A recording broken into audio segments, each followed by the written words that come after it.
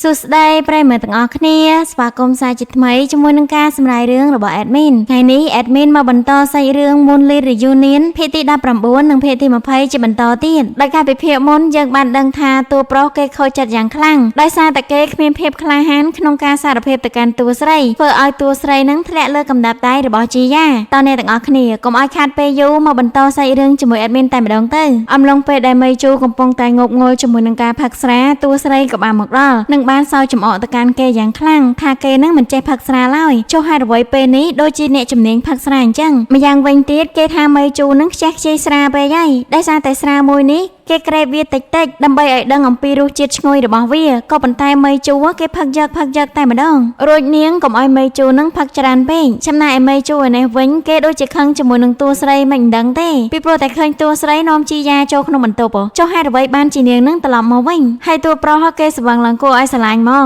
យកគីឡូស្រាដែលនៅនឹងដៃរបស់គេនឹងអោបយ៉ាងជាប់ធ្វើឲ្យអូចិននាងសម្លឹងមើលដោយមិនដាក់ភ្នែកឡើយបន្ទាប់មកអូចិនក៏បាននាំមេជូនឹងទៅកាន់បន្ទប់របស់គេខណៈពេលដែលកំពុងដើរមេជូក៏បានទាញអូចិនមកចិត្តនិងសម្លឹងមើលនាងយ៉ាងយូរដល់វគ្គកន្លែងនេះដឹងអាស្វីតហ្មងអ្នកទាំងអស់គ្នា Admin មើលហើយចង់លមូសួរខ្លួនឯងដែលមេជូពេលនេះគេតាំងខ្លួនឯងនឹងជាផ្លែឈើហើយធ្លាក់មកលើដាងរបស់គេយ៉ាងរីករាយតែគេនិយាយនឹងលក្ខណៈថាមើលមាយអត់ដឹងខ្លួនអីអញ្ចឹងណាលើបែបនេះតួស្រីក៏ចាប់ផ្ដើមនឹកឃើញសកម្មភាពកាលពីមុននៅពេលដែលគេនឹងធ្វើដួលទៅលើតួប្រុសក្រោយមកនាងក៏បានបបួលឲ្យមេជូនឹងទៅកាន់បន្ទប់របស់គេវិញតែមេជូគេអត់ទៅទេថែមទាំងនិយាយឲ្យតួស្រីនឹងនៅឆ្ងាយពីជីយ៉ាទៅពីព្រោះតែជីយ៉ាគេគឺជាមនុស្សអាក្រក់ខ្លាំងណាស់លើបែបនេះតួស្រីក៏បានលួងលោមទៅកាន់មេជូថាមេជូគឺជាមនុស្សដែលល្អជាងគេបំផុតក្រោយពេលដែលនាងបែរបំរុងនឹងចាក់ចេញទៅតួប្រុសក៏បានដួលនៅលើទូកដែលធ្វើឲ្យមុខរបស់អ្នកទាំងពីរនឹងសឹងតែប៉ះគ្នាទៅហើយមួយសន្ទុះក្រោយមកអូចិនក៏បានឡើងចេញពីមេជូរួចក៏បន្តនាំមេជូនឹងទៅកាន់បន្ទប់របស់គេវិញដែលហេតុមេជូគេពិតជាធ្ងន់ខ្លាំងណាស់ធ្វើឲ្យអូចិនលើគេមិនរួចឡើយដែលអង្គុយចុះនៅលើទូកនោះតែម្ដងរៀបនឹងឡើងយកគេទៅបន្ទប់ម្ដងទៀតស្រាប់តែមេជូគេបាននិយាយថាគេគេងនៅទីនេះហើយរួចក៏ដាក់ក្បាលគេងនៅលើតួស្រីតែម្ដងដោយតួស្រីរបស់យើងនាងក៏មិនហ៊ានរើដែរ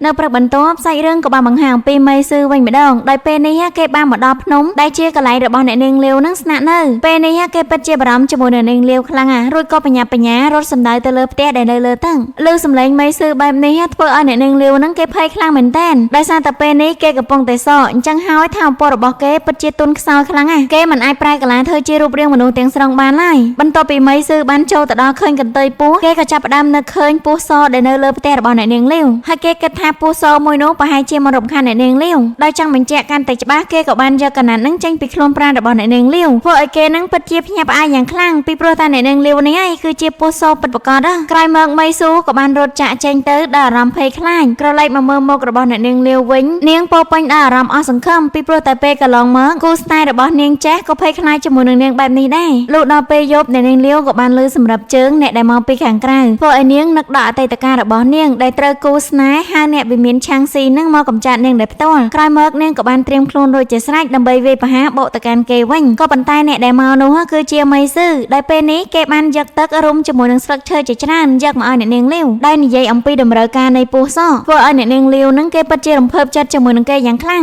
ព្រោះតែនាងមិននឹកស្មានថាមានមនុស្សយល់អំពីសុខទុក្ខរបស់បិសាចនិងមិនខ្លាចបិសាចដូចជាគេសោះសាច់រឿងក៏បានបង្ហាញអំពីតួប្រុសវិញម្ដងក្រោយពេលដែលគេងើបពីគេងគេឆ្ងល់យ៉ាងខ្លាំងថាហេតុអ្វីបានជាគេនឹងមកដល់ក្នុងបន្ទប់បាននៅក្នុងថ្ងៃនេះផងដែរជីយ៉ាជាមួយនឹងតួស្រីក៏មានដំណើរកម្សាន្តទៅកាន់ភូមិខាងលិចនៃជីក្រុងដែលធ្វើឲ្យតួប្រុសឃើញដំណើររបស់អ្នកទាំងពីរគេសែតខ្លាំងមែនទែនរួចមិត្តភ័ក្តិរបស់គេក៏បានចូលមកដល់និងនិយាយអំពីរឿងតួស្រីជាមួយនឹងអ្នកប្រុសភ័យជីយ៉ាថាតើតំណែងរបស់គេនឹងឈានដល់កម្រិតណាហើយពីព្រោះតែនៅក្នុងទីក្រុងឆាងអានគេបានល្បីពេញនឹងថាអ្នកប្រុសភ័យជីយ៉ាជាមួយនឹងអ្នកនាងអូចិននឹងត្រូវភ្ជាប់ពាក្យក្នុងពេលឆាប់នេះរួចគេក៏បានសួរម្ដងទៀតទៅកាន់តួប្រុសក៏ប៉ុន្តែតួប្រុសបានឆ្លើយថាមិនដឹងនោះឡើយដែលធ្វើឲ្យមិត្តភ័ក្តិរបស់គេក៏មិននឹកស្មាននៃចម្លើយមួយនេះផងដែររួចតួប្រុសក៏បានទាយករបស់គេឲ្យរកនឹងយ៉ាងម៉េចទៅហើយដោយមិត្តភ័ក្តិរបស់តួប្រុសក៏បានបញ្ចេញឯកសារមកថានេះគឺជាកំណត់ត្រាទាំងអស់នៃមន្តវិជ្ជាអាក្រក់ដែលគេត្រូវបានយកចេញពីវិមានបណ្ដាសាផ្ទុកនៅសំណុំឯកសាររដ្ឋបាលផ្សេងនៅក្នុងទីក្រុងមួយក្រោយមកមិត្តភ័ក្តិរបស់តួប្រុសក៏បានដាស់តឿនទៅកាន់តួប្រុសបន្ថែមទៀតថាប្រសិនបើគេពេញចិត្តទៅលើប៉ានាងគេគួរតែចាប់ ផ្ដើមតាក់ទងនាងទៅ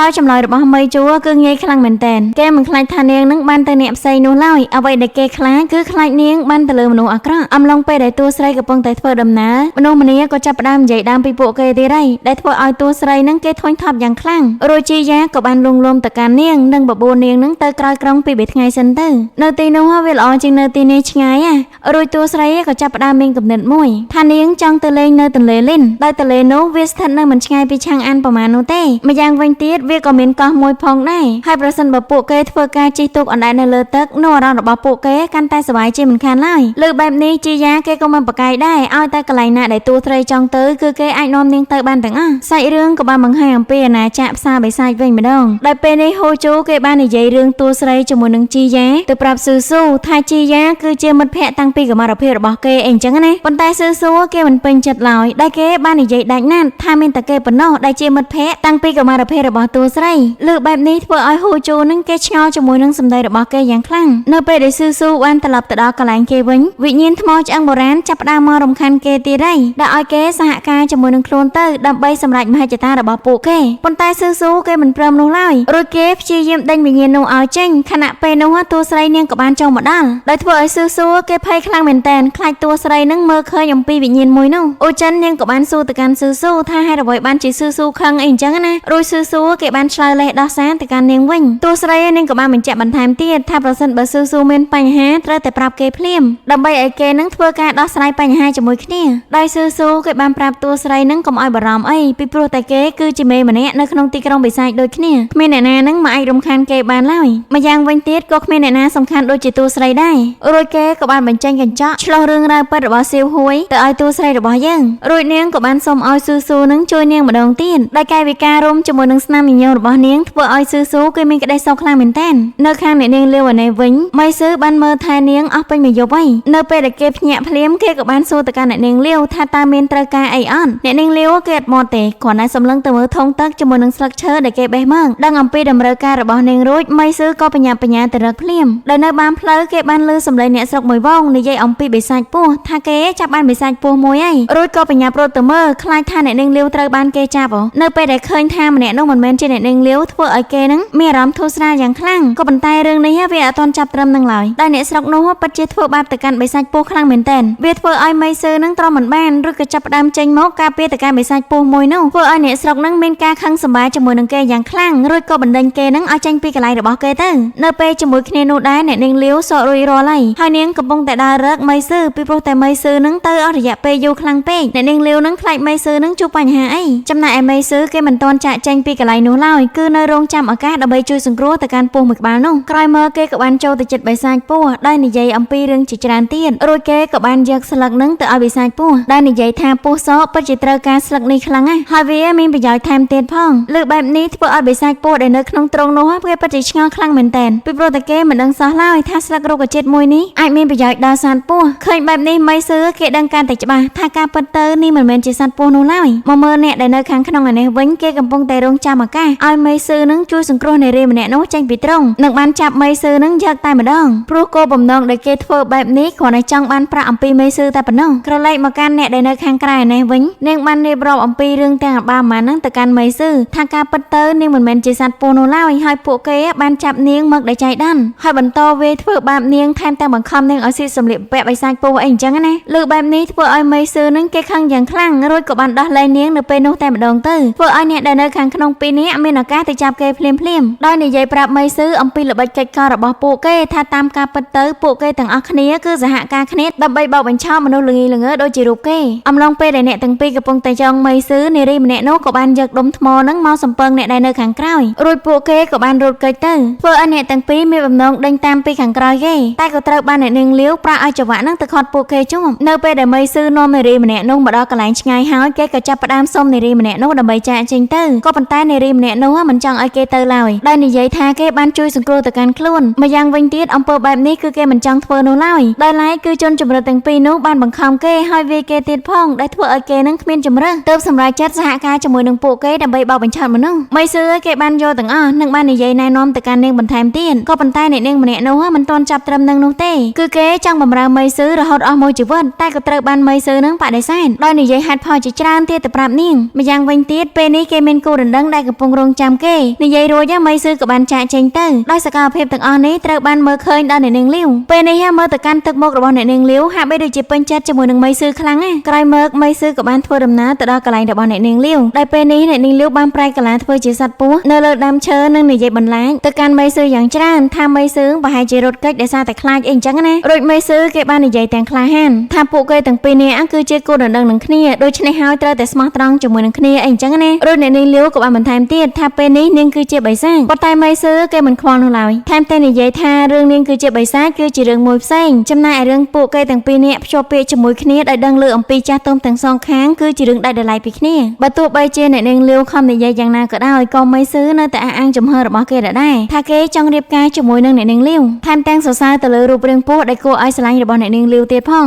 ងរូបពេជ្រនោះអ្នកនាងលាវក៏បានបង្ហាញអំពីរូបរាងពិតរបស់ខ្លួនព្រមទាំងហាមាត់យ៉ាងធំទៅដាក់មេស៊ឺដែលធ្វើឲ្យមេស៊ឺនឹងគេមានការផិតភ័យយ៉ាងខ្លាំងក៏ប៉ុន្តែគេព្យាយាមទប់លំនឹងខ្លួនឯងរួចអ្នកនាងលាវក៏បានបញ្ជាក់បន្ថែមទៀតថាគ្មានអ្នកណាម្នាក់ដឹងថានាងនឹងគឺជាបិសាចពស់នោះទេដោយគម្រាមទៅកាន់មេស៊ឺថាប្រសិនបើគេយករឿងរបស់នាងទៅប្រាប់អ្នកណាគេម្នាក់នាងប្រកាសជាស៊ីគេជាមិនខានក្រោយមកពួកគេទាំងពីរក៏បានត្រឡប់ទៅកាន់ឆាងអានវិញផ្សាយរឿងក៏បានបង្ហាញអំពីទីលំនៅរបស់តួស្រីដែលពេលនេះម៉ៃជូគេកំពុងតែមើលរបាយការណ៍ភ្លាមនោះក៏បានឃើញអ្នកបម្រើនឹងជញ្ជូនអីវ៉ាន់យ៉ាងច្រើនដែលធ្វើឲ្យគេនឹងឆ្ងល់ខ្លាំងមែនទែនរួចក៏បានសួរទៅកាន់អ្នកទាំងអស់គ្នាអំពីអីវ៉ាន់ទាំងអស់នោះរួចពួកនាងក៏បានឆ្លើយប្រាប់ថានេះគឺជាអ្វីដែលអ្នកប្រុសរបស់គេនឹងបានផ្ដល់ឲ្យទៅកាន់អ្នកនាងអូចិនព្រមទាំងបង្ហើបរឿងដែលអូចិនជាមួយនឹងអ្នកប្រុសរបស់គេទៅលេងនៅទន្លេលីននៅឯក្រៅក្រុងទៀតផងគ្រាន់តែលើថាអ្នកទាំងពីរទៅតែពីរនាក់ធ្វើឲ្យតួប្រុសនឹងគេនិយាយសារខ្លាំងមែនទែនរួចក៏បានចេញដំណើរនៅពេលនោះតែម្ដងក្រោយពេលដែលទៅដល់ក្រៅក្រុងគេបានឃើញរទេះរបស់តួស្រីនៅទីនោះក៏ប៉ុន្តែមិនបានឃើញអ្នកដែលនៅក្នុងរទេះឡើយធ្វើឲ្យគេនឹងទះសារយ៉ាងខ្លាំងរួចក៏បានទៅមើលនៅកន្លែងកំពង់ទឹកវិញម្ដងដោយឡែកអ្នកបម្រើក៏បានប្រាប់ទៅកាន់ម៉ៃជូថាពេលនេះព្រាងជាមួយនឹងអ្នកប្រុសជីយ៉ាកំពុងតែមានដំណើរកំសាន្តអញ្ចឹងហើយមិនចង់ឲ្យអ្នកដទៃនឹងទៅរំខានពួកគេឡើយតែតួប្រុសគេមិនខ្វល់ឡើយរួចក៏បានដកដាវឡើងទៅលើក្បូនដើម្បីចាក់ចេញទៅ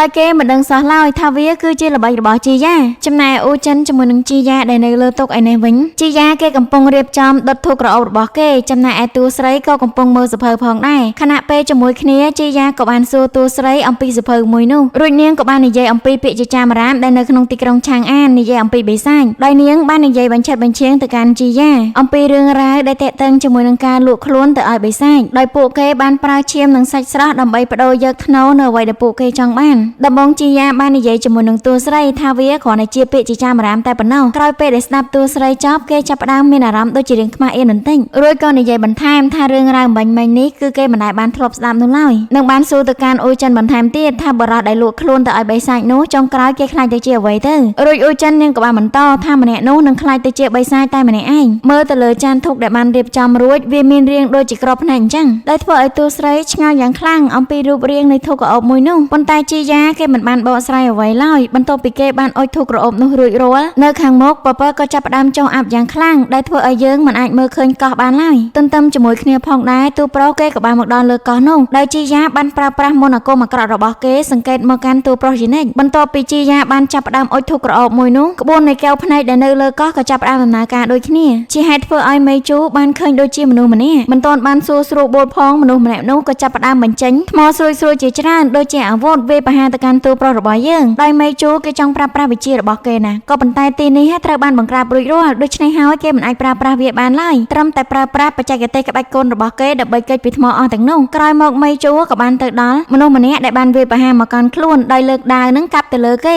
េក៏ប៉ុន្តែអ្វីដែលធ្វើឲ្យមេជូកាន់តែភ្ញាក់ផ្អើលនោះគឺម្នាក់នោះបានប្រែក្លាយទៅជាថ្មនិងមានបង្កប់នៅកែវភ្នែកបិសាចរួចវាយប្រហារទៅលើគេបន្តទៀតបន្តិចក្រោយមកមេជូក៏អាចកម្ចាត់មនុស្សថ្មនោះបានសម្រេចក៏ប៉ុន្តែវាប្រែទៅជាដុំថ្មយ៉ាងច្រើនហោះមកវាយប្រហារគេបន្តទៀតក្រោយមកមើលអូចិននេះវិញនាងបាននិយាយថានៅក្នុងសភៅមួយនេះក៏និយាយតាក់ទងជាមួយនឹងក្របភ្នែកដូចគ្នារួចនាងក៏បើកទំព័រមួយនោះទៅឲ្យអ្នកប្រុសភ័យជីយ៉ាមើលដោយជីយ៉ាគេមើលក្នុងសភៅមួយនោះអត់ឃើញអ្វីទាំងអស់រួចគេក៏គិតថាតួស្រីនឹងប្រកាសជាចង់លេងសើចជាមួយគេឯងអូចិននាងប្រាប់គេឲ្យបើកមើលទំព័រជាបន្តទៀតពីព្រោះតែវានឹងចិត្តដល់ហើយរំពេចនោះភ័យជីយ៉ាបានឃើញរូបគំនូគេជាច្រើននៅក្នុងសភៅធ្វើឲ្យគេនឹងមានភាពតក់ស្លុតយ៉ាងខ្លាំងដោយគិតថាខ្លាចតួស្រីមើលឃើញគេក៏បាននិយាយថាសភៅមួយនេះមិនល្អទេអាចពង្វក់ចិត្តមនុស្សដូច្នេះហើយយើងមិនត្រូវមើលនោះឡើយបន្ទាប់មកគេក៏បានយកសភៅមួយនោះទៅបោះចោលដោយមិនដឹងសោះថាការពិតទៅសភៅមួយនោះគឺជាស៊ឺស៊ូបន្តិចក្រោយមកទូករបស់គេបានផ្អៀងមួយចំហៀងធ្វើឲ្យគេនឹងបញ្ញាចូលមកខាងក្នុងវិញមើលទៅកាន់ធូបក្រអូបដែលគេបានដុតដោយធូបក្រអូបមួយនោះវាប្រែជារេប៉ាយ ធ្វើឲ្យគេនឹងមានអាការៈឈឺភ្នែករំពេញចំណែកឯតួស្រីបន្ទាប់ពីឃើញបែបនេះនាងដឹងថានៅលើកោះប្រកាសជាមានរឿងអ្វីជាមិនខានឡើយរួចនាងក៏បានលោតចុះពីលើទូកនោះតែម្ដងដែលធ្វើឲ្យជីយ៉ានឹងគេភ័យខ្លាចតួស្រីនឹងមានគ្រោះថ្នាក់ខ្លាំងមែនទែនរួចគេក៏មានបំណងនៅក្នុងការបញ្ឈប់ក្បួនមួយនេះព្រោះគេមិនចង់ឲ្យតួស្រីស្លាប់អីអញ្ចឹងណាខណៈពេលដែលគេបានប្រើប្រាស់កែវភ្នែករបស់គេដើម្បីបញ្ឈប់ក្បួនស៊ូក៏បានមកដល់ធ្វើឲ្យជីយ៉ានឹងមានភាពភ្ញាក់ផ្អើលមួយកម្រិតទៀតហើយនឹងសួរទៅកាន់ស៊ូថាតើគេគឺជានរណាក្រោយមកស៊ូក៏បាននិយាយថាការពិតទៅគេមិនមែនជាមនុស្សឡើយសាច់រឿងក៏បានបង្ហាញអំពីមេជូដែលនៅលើកោះនេះវិញម្ដងបន្ទាប់ពីមានដុំថ្មជាច្រើនវេបហាទៅគេដុំថ្មមួយនោះក៏បានប្រែក្លាយទៅជាដៃយ៉ាងច្រើនវេបហាមកកាន់គេបន្តទៀតដោយវាពិតជាមានចំនួនច្រើនពេកហើយធ្វើឲ្យមេជូគេមិនអាចគ្រប់គ្រងបានឡើយក្រោយមកក៏មានដៃថ្មជាច្រើនផុសពីខាងក្រោមចាប់ជើងរបស់គេជាប់និងទាញឈ្មោះចូលទៅក្នុងដីចំណែកដៃផ្សេងទៀតនៅតែបន្តវេបហាគេនៅខាងលើដដែលអំឡុងពេលដែលគ្រោះថ្នាក់បំផុតអូចិននាងក៏បានមកជួយមេជូទាន់ពេលវេលាវាធ្វើឲ្យមេជូនឹងមានភាពភ្ញាក់ផ្អើលជាមួយនឹងវត្តមានរបស់នាងខ្លាំងមែនទែនក្រោយមកពួកគេក៏បានឃើញបិសាចភ្នែកដែលកំពុងសម្លឹងមើលធ្វើឲ្យតួស្រីនឹងបានយកកូនកបិតរបស់ខ្លួននឹងគប់ទៅកាន់ភ្នែកមួយនោះអ្វីដែលធ្វើឲ្យពួកគេភ្ញាក់ផ្អើលកែវភ្នែកមួយនោះបានបំបែកខ្លួនជាច្រើនឃើញបែបនេះមេជូក៏បញ្ញានាំអូចិនរត់ទៅអំឡុងពេលដែលពួកគេកំពុងតែរត់ស្រាប់តែមានដុំថ្មដុះជាច្រើនចេញមកពីខាងក្រោមវេបហាទៅកាន់ពួកគេដោយនៅពេលជាមួយគ្នានោះជីយ៉ាគេកំពុងតែចង់រត់គេចអំពីស៊ីស៊ឺក៏ប៉ុន្តែគេមិនអាចរត់គេចផុតឡើយដែលធ្វើឲ្យស៊ីស៊ឺនឹងគេបានដាក់ជីយ៉ាឡើងទ្រមតែម្ដងដោយអ្នកចៅទូកគេមានការផិតភ័យយ៉ាងខ្លាំងរួចក៏បានរត់ចាក់ចេញទៅដោយស៊ីស៊ឺបានដឹងយ៉ាងច្បាស់ថាជីយ៉ានឹងគេចង់ធ្វើអ្វីរួចជីយ៉ាក៏បាននិយាយបន្ថែមថាគេធ្វើបែបនេះក៏ព្រោះតែចង់បដៅតួប្រុសរបស់យើងបន្តិចកុំឲ្យមករញ៉េរញ៉ៃជាមួយនឹងអូចិនម្យ៉ាងវិញទៀតប្រសិនបើស៊ីស៊ឺនឹងហ៊ានធ្វើអ្វីចំពោះគេនោះម្ចាស់របស់គេនឹងមិនលើកលែងឲ្យស៊ីស៊ឺឡើយតែស៊ីស៊ឺមិនបានខ្លាចជាមួយនឹងពាក្យគំរាមមួយនេះឡើយគេក៏បន្តវេបហាទៅកាន់ជីយ៉ាបន្ថែមទៀតដែលឲ្យជីយ៉ាបញ្ឈប់ក្បួនមួយនេះភ្លាមក៏ប៉ុន្តែជីយ៉ាបាននិយាយថាក្បួនមួយនេះបើបានបង្កើតហើយគឺមិនអាចបញ្ឈប់បាននោះទេឮហើយវាធ្វើឲ្យស៊ូនឹងពិតជាខឹងជាមួយនឹងគេយ៉ាងខ្លាំងត្រឡប់មកកាន់លើកោះឯនេះវិញពេលនេះថ្មដុះនៅតែវេបហាទៅកាន់អ្នកទាំងពីរភ្លាមនោះវាធ្វើឲ្យតួស្រីនឹងបេះតែកិច្ចមិនផុតមេជូក៏បន្តទៅជួយនាងភ្លាមធ្វើឲ្យពួកគេទាំងពីរនឹងបានជាប់ទៅក្នុងកំណើថ្មនៅលើតុស៊ីស៊ឺគេពិតជាបារម្ភជាមួយនឹងតួស្រីខ្លាំងមែនទែនរួចជីយ៉ាក៏បាននិយាយបន្ថែមទៀតថាគោលបំណងរបស់គេគឺចង់ឲ្យមេជូនោះស្លាប់ម្យ៉ាងវិញទៀតប្រសិនបើចង់បំបែកក្បួនមួយនេះលុះត្រាតែគេនឹងបំផ្លាញកែវភ្នែកអ្នកដែលបានបង្កើតឡើងដោយហេតុក្បួនមួយនេះវាពិតជាមានអានុភាពខ្លាំងក្លានិងខុសខើខ្លាំងបំផុតព្រោះគេបានបូជាឈាមស្រស់សាច់ស្រស់របស់គេដើម្បីបង្កើតវាហេតុនេះហើយក្នុងចំណោមពួកគេទាំងពីរនាក់តើតើមានអ្នកស្លាប់ម្នាក់ទៅក្បួនមួយនេះត្រូវបានដោះស្រាយចំណែកនៅលើកោះអំឡុងពេលដែលអ្នកទាំងពីរបានជាប់ទៅក្នុងថ្មដុះតួប្រុសគេព្រួយបារម្ភអំពីអូចិនខ្លាំងមែនទែនរហូតធ្វើឲ្យអូចិននឹងមានការឈឺចាប់រួចនាងក៏បានសួរទៅកាន់មេជូថាតើគេមកទីនេះព្រោះតែបារម្ភពីនាងមែនអត់តែមេជូគេរឹងខ្លាំងណាស់គេមិនបានបកស្រាយអំពីសំណួរមួយនេះឡើយដោយអនុភាពថ្មដុះនៅតែបន្តរីកឡើងធ្វើឲ្យពួកគេនឹងទប់ស្ទើរតែមិនជាប់ដោយពេលនេះតួប្រុសក៏បាននឹកឃើញអំពីឯកសារដែលបានមកពីបណ្ណាសានិយាយតាក់ទងជាមួយនឹងក្បួនគ្រាប់ភ្នែកមួយនេះធ្វើឲ្យគេនឹងបានដឹងយ៉ាងច្បាស់ថាត្រូវធ្វើអ្វីបន្តទៀតដោយគេបាននិយាយអំពីរឿងនៅក្នុងចិត្តជាច្រើនប្រាប់ទៅកាន់តួស្រីដោយប្រៀបធៀបទៅនឹងរឿងនិទានមួយដែលពួកគេបានអាននោះវាមិនខុសគ្នាឡើយដោយឡែកគេពិតជាស្រឡាញ់អូចិនខ្លាំងណាស់ក៏ប៉ុន្តែគេគ្មានភាពក្លាហាននៅក្នុងការបង្ហាញពីព្រោះតែមិនចង់ឲ្យអូចិនលំបាកអីចឹងណានិយាយរួចគេក៏បានបោះអូចិននឹងចេញទៅក្រៅតាមប្រឡោះថ្មដែលធ្វើឲ្យអូចិននាងមានការឈឺចាប់និងភ្ញាក់ផ្អើលយ៉ាងខ្លាំងចំណែកឯតួប្រុសក៏ត្រូវបានថ្មអស់ទាំងនោះលេបត្របាក់ចូលទៅខាងក្នុងអូចិននៅខាងលើនាងស្រែកហៅអូជូខ្លាំងមែនទែនរួចមេជូក៏បានលើសំឡេងមួយនោះដូចគ្នាដោយគេគិតថាក្បួនមួយនេះត្រូវបានបំបែកលុះត្រាតែយើងបំផ្លាញគ្រាប់ភ្នែកអ្នកដែលបានបង្កើតវាដោយពេលនេះមេជូគេមិនចង់ធ្វើបែបហ្នឹងឡើយតែត្រូវបង្ខំចិត្តយកដៃរបស់គេនឹងចាក់ទៅចំកណ្ដាលក្បួនអំឡុងពេលជាមួយគ្នានោះផងដែរស៊ូគេបានយកអាវុធរបស់គេនឹងបំរុងនឹងចាក់ភ្នែករបស់ជីយ៉ាក៏ប៉ុន្តែត្រូវបានជីយ៉ានឹងទប់ទល់ជាប់បន្តិចក្រោយមកវិញ្ញាណអាក្រក់ក៏បានផ្ទុះចេញពីភ្នែករបស់ជីយ៉ាដែលធ្វើឲ្យគេនឹងមានការឈឺចាប់យ៉ាងខ្លាំងនោះវាមានន័យថាក្បួនមួយនេះត្រូវបានបំបែកហើយក្រឡេកមកមើលតួប្រុសអំឡុងពេលដែលគេចាក់បំបែកក្បួនមួយនោះដៃរបស់គេនឹងរាងកាយទាំងមូលក៏ចាប់ផ្ដើមប្រែក្លាយទៅជាថ្មដូចគ្នាដែលធ្វើឲ្យគេនឹងមានការឈឺចាប់ខ្លាំងមែនទែនបន្ទាប់ពីបានលើសំឡេងតួស្រីស្រែកហៅគេពីខាងលើបន្តិចក្រោយមកថ្មទាំងអស់នោះក៏ចាប់ផ្ដើមផ្ទុះឡើងដោយបង្ហាញអំពីវត្តមាននៃរាងកាយរបស់អូជូនៅដដែលអូជូគេមិននឹកស្មានថាគេនឹងអាចរួចផុតបានដូចគ្នារួចគេក៏បានយកដៃទៅកាន់បន្តោងគុជគិតថាវាគឺជាអ្នកជួយសង្គ្រោះគេអូចិនក៏នឹកឃើញមេជូភ្លាមនឹងបានរត់ទៅអោបគេផ្លែតចំណែកឯមេជូពេលនេះគេក៏មិនបានបដិសេធជាមួយនឹងអារម្មណ៍របស់គេដែរនឹងបន្តអោបទៅកាន់តួស្រីរបស់យើងវិញបន្ទាប់មកពួកគេទាំងពីរនាក់ក៏បានធ្វើដំណើរមកកាន់ទូកដែលមានភ័យជីយ៉ានៅទីនោះដោយហេតុភ័យជីយ៉ាគេពិតជាខ្មាស់អៀនជាមួយនឹងតួស្រីខ្លាំងមែនទែននឹងចង់និយាយអំពីរឿងបិសាចសភៅដែលនៅលើទូកក៏ប៉ុន្តែត្រូវបានតួស្រីនឹងនាងបន្លប់តន់រួចជីយ៉ាក៏សូមនិយាយតតែពីរនាក់ជាមួយនាងដែលគេបាននិយាយថាគេជួបវិជ្ជាមួយនេះដែលចៃដន្យរួចក៏រៀនវាធ្វើជា ជាការកំសាន្តតែម្ដងទៅលើបែបនេះហើយតួស្រីពិតជាមានការហួសចិត្តយ៉ាងខ្លាំងពីព្រោះតែការកំសាន្តរបស់គេវាតែធ្វើឲ្យនាងនឹងបាត់បង់ជីវិតតែគេក៏បានប្រកាសថាការពិតទៅគេគ្មានបំណងនៅក្នុងការធ្វើបាបនាងឡើយលើបែបនេះតួស្រីគេកាន់តែខឹងទៀតហើយរួចក៏បានរៀបរាប់អំពីទង្វើរបស់គេដែលលួងនាងមកទីនេះប៉ុន្តែជីយ៉ាគេបានបដិសេធថាគេនាំតួស្រីមកទីនេះគឺចង់សារភាពប្រាប់នាងប្រសិនបើមនុស្សម្នាក់នោះមិនព្យាយាមយកតួស្រីចេញឆ្ងាយពីគេរឿងមួយនេះវាក៏មិនកើតឡើងដែរអូចិននាងក៏បាននិយាយអំពីភាពវឹកវរនៅក្នុងទីក្រុងឆាងអានវិញម្ដងថាវា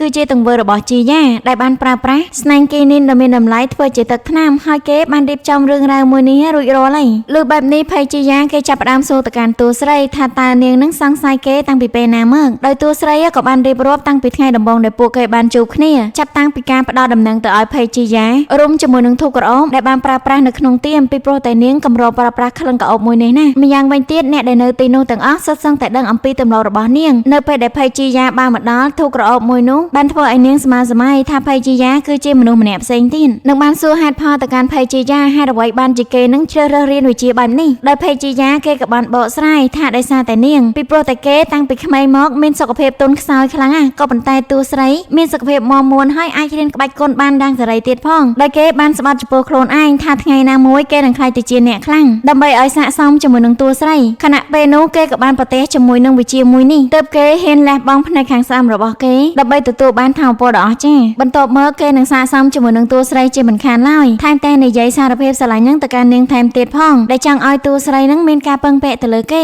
រឿងមួយនេះធ្វើឲ្យតួស្រីនឹងអស់សំណើចយ៉ាងខ្លាំងនឹងបានសួរទៅកាន់គេវិញថានៅពេលដែលនាងជាប់នៅក្នុងក្បួនតើគេបានគិតពិចារណាបថយជីវិតនឹងជួយនាងដែរឬទេលើបែបនេះធ្វើឲ្យជីយ៉ានឹងគេអាក់បន្តិចរួចក៏បាននិយាយបន្តទៅកាន់នាងថាម៉ៃជូក៏ដូចជាគេដែរប្រសិនបើជួយជាមួយនឹងបញ្ហាបែបនេះគេក៏មិនហ៊ានបថយជីវិតទៅជួយសង្គ្រោះនាងដូចគ្នាអារម្មណ៍របស់គេកាន់តែឈឺចាប់ធ្វើឲ្យកែវភ្នែករបស់គេក៏ឈឺចាប់ដូចគ្នាលើបែបនេះតួប្រុសគេក៏បានរត់មកដោយព្យាយាមជួយទៅកាន់ជីយ៉ាក៏ប៉ុន្តែជីយ៉ាគេនៅតែបដិសេធដោយមេជូនៅតែបន្តនិយាយលងលោមទៅកាន់គេរួចជីយ៉ាក៏បានឲ្យមេជូនឹងជួយទៅកាន់ខ្លួនក្រោយពីបានរងាប់ភាពឈឺចាប់របស់ជីយ៉ារួចមេជូក៏បាននិយាយឲ្យគេនឹងសម្រាកសិនទៅប្រសិនបើគេធ្វើអ្វីផ្ដេសផ្ដាសនោះគ្មានអ្នកណាម្នាក់អាចជួយសង្គ្រោះគេបានឡើយម្យ៉ាងវិញទៀតខែវផ្នែកខាងស្ដាំមួយនេះគេនឹងមិនអាចមើលឃើញបានទៀតនោះទេរួចតួស្រីក៏បាននិយាយឲ្យជីយ៉ាត្រឡប់ទៅកាន់កូនចៅព្រោះតែគេនឹងបានបង្ករឿងធំខ្លាំងណាស់ប្រសិនបើព្រះរាជាទ្រង់បានជ្រាបរឿងនេះគេប្រកាសជាលំបាកជាមិនខានឡើយពេលនេះជីយ៉ាគេពិតជាអស់សង្ឃឹមខ្លាំងមែនទែននឹងបានចោទប្រកាន់ទៅលើតួស្រីថានាងពិតជាខកខើដាក់គេខ្លាំងណាស់នៅពេលដែលតួស្រីជាមួយនឹងមេជូដើរចាក់ចេញទៅជីយ៉ាគេខឹងខ្លាំងមែនទែនរហូតបោករបស់របរដែលនៅជិតនោះរួមជាមួយនឹងអារម្មណ៍ឈឺចាប់របស់គេ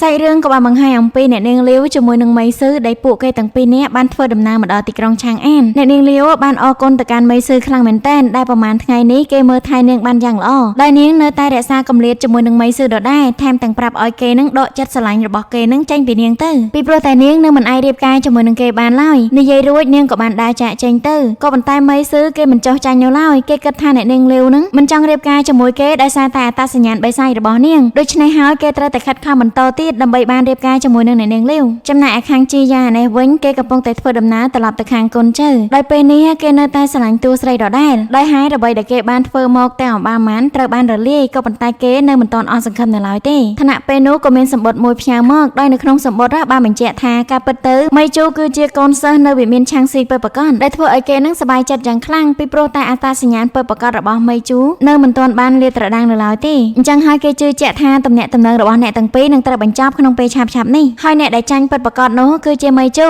ឈុតបន្ទាប់ក៏បានបង្ហាញអំពីមេស៊ឺវិញម្ដងដោយពេលនេះគេកំពុងតែរងចាំពស់ខ្មៅនឹងឲ្យចុះទៅក្នុងទឹកប៉ុន្តែពស់ខ្មៅនៅមិនទាន់ចុះទៅសោះធ្វើឲ្យគេនឹងចាប់ផ្ដើមសួរទៅកាន់ពស់ខ្មៅរួចពស់ខ្មៅក៏បាននិយាយថាគេរងចាំពេលវេលាឲ្យប្រច័ណ្ឌពេញសិនទើបគេអាចចុះទៅក្នុងទឹកស្ដារអំពីកម្លាំងរបស់គេបានទាំងស្រុងដោយមេស៊ឺនឹងគេចាប់ផ្ដើមរអ៊ូយ៉ាងច្រើនថាហេតុអ្វីបានជាពស់ខ្មៅមិនចុះទឹកនៅអាងក្នុងភូមិគ្រឹះគេតែម្ដងទៅហេតុអ្វីបានជាឲ្យគេនឹងនាំមកឆ្ងាយដល់ថ្នាក់នេះរួចពស់ខ្មៅក៏ចាប់ផ្ដើមនិយាយអំពីអត្ថប្រយោជន៍ទីនេះក្រោយមកវាដល់វេលាដែលពស់ខ្មៅត្រូវចុះទៅក្នុងទឹកបន្ទាប់ពីពស់ខ្មៅបានហែទៅបានធ្វើឲ្យមេស៊ឺនឹងគេគិតថាពស់ខ្មៅបានទៅចោលគេហើយនឹងបានស្រែកហៅពស់ខ្មៅយ៉ាងខ្លាំងខណៈពេលនោះពស់ខ្មៅក៏បានផុសចេញមកដោយទម្រង់នៃការផុសឡើងម្ដងនេះធ្វើឲ្យមេស៊ឺគេភ្ញាក់ផ្អើលខ្លាំងណាស់បន្ទាប់ពីបានឃើញរូបរាងដ៏ធំរបស់ពស់ខ្មៅក្រោយមកពស់ខ្មៅក៏បានប្រែកាឡាធ្វើជាទម្រង់របស់មនុស្សដែលធ្វើឲ្យមេស៊ឺគេសប្បាយចិត្តយ៉ាងខ្លាំងរួចទៅលេងពស់ខ្មៅបន្តទៀតហើយដោយពស់ខ្មៅបានគំរាមទៅកាន់គេថាកុំឲ្យមេស៊ឺនឹងធ្វើបែបនេះដាក់ខ្លួនទៀតប្រយ័ត្នត្រូវគេស៊ីក្បាលក៏ប៉ុន្តែមេស៊ឺគេអត់ខ្វល់ឡើយពីព្រោះតែគេគិតថាពស់ខ្មៅហើយនឹងគេគឺជាមិត្តភក្តិនឹងគ្នាអំឡុងពេលដែលអ្នកទាំងពីរកំពុងតែនិយាយគ្នាអ្នកនាងលាវ ក៏បានចូលមកដល់នឹងបាននិយាយឆ្លងឆ្លើយជាមួយនឹងពួកខ្មៅជាច្រើនធ្វើឲ្យមេស៊ឺនឹងគេឆ្ងល់ខ្លាំងមែនទែនពីព្រោះតែគេមិនយល់ពីអ្វីដែលអ្នកទាំងអស់គ្នាបាននិយាយឡើយរួចអ្នកនាងលាវក៏ចាប់ផ្ដើមនិយាយអំពីទោសកំហុសរបស់សឿស៊ួយថាគេបានប្រើថាឪពុករបស់ខ្លួនសម្រាប់ទៅកាន់អ្នកដែលនៅក្នុងអំបូរជាមួយគ្ន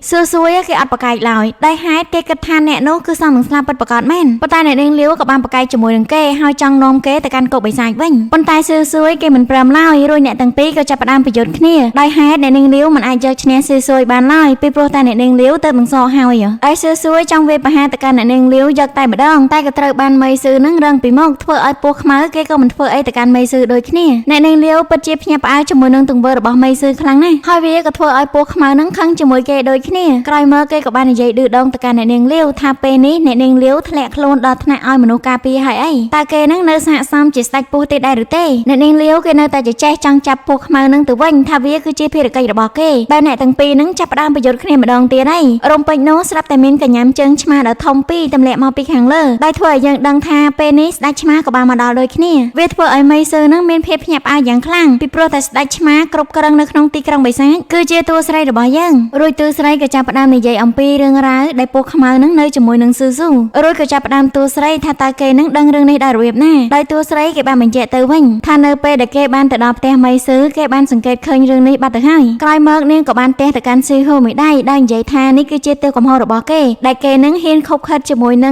ងចាស់ទុំប្រភេទធ្វើបាបខ្លួននៅក្នុងពេលបុណ្យគៀងគោមបន្តទះមួយដៃទៀតវាគឺជាទោសកំហុសដែលបណ្ដាលឲ្យអរិយទឹកខ្មៅអុកឡុកពេលពេញរាជធានីឆាងអានដោយពួកខ្មៅគេបាននិយាយម្ដងថាប្រសិនបើតួស្រីចាប់គេត្រឡប់ទៅវិញគេសុខចិត្តស្លាប់លើបែបនេះអ្នកនាងលាវខឹងខ្លាំងមែនទែនរួចបន្តចង់វាយប្រហារទៅកាន់ពួកខ្មៅតែក៏ត្រូវបានតួស្រីនឹងហាមឃាត់រួចក៏សួរហេតុផលអំពីអ្នកនាងលាវដោយអ្នកនាងលាវបាននិយាយអំពីទោសកំហុសដែលគេនឹងធ្លាប់បានប្រព្រឹត្តក៏ប៉ុន្តែតួស្រីក៏បានយកកញ្ចក់ឆ្លោះធាតុពិតរបស់គេមកឲ្យអ្នកនាងលាវមើលថាតើថ្ងៃនោះនឹងមានរឿងអ្វីកើតឡើងក្រោយពេលដែលអ្នកនាងលាវបានឃើញអំពីអតីតកាលរបស់ពួកខ្មៅធ្វើឲ្យនាងមានការសោកស្ដាយយ៉ាងខ្លាំងក្រោយមកពួកខ្មៅក៏ចាប់ផ្ដើមនិយាយភាពឈឺចាប់របស់គេទៅកាន់នាងដែលធ្វើឲ្យនាងនឹងកាន់តែមានភាពសោកស្ដាយជាងមុនទៅទៀតរួចតួស្រីក៏បានឲ្យពោះសសម្រេចចិត្តថានឹងដាក់ទរណកម្មគាត់យ៉ាងដូចម្តេចទៀតដោយអ្នកនាងលាវបាននិយាយថាទោះបីជាយ៉ាងណាក៏ដោយពួកខ្មៅបានសម្លាប់ទៅកាន់ពួកបិសាចដូច្នេះហើយគេត្រូវតែមានទោសដោយឡែកកំហុសរបស់គេដែលដាក់ទោសទៅលើពួកខ្មៅវាអាក្រក់ជាងទង្វើរបស់គេទៅទៀតដោយឡែកសល់ពេល20ឆ្នាំទៀតដែលពួកខ្មៅនឹងត្រូវនៅក្នុងគុករួចពួកខ្មៅគេបាននិយាយថាទោះបីជាយ៉ាងណាក៏ដោយក៏គេមិនត្រឡប់ទៅកាន់គុកបិសាចវិញដែររួចតួស្រីក៏យល់ស្របជាមួយនឹងកំណត់របស់គេដែលឲ្យគេនឹងនៅទីនេះពីព្រោះនាងគិតថាពេលនេះគេអាចយល់បានហើយចំណែកឯអ្នកនាងលាវក៏យល់ព្រមឲ្យគេនៅទីនេះដូចគ្ន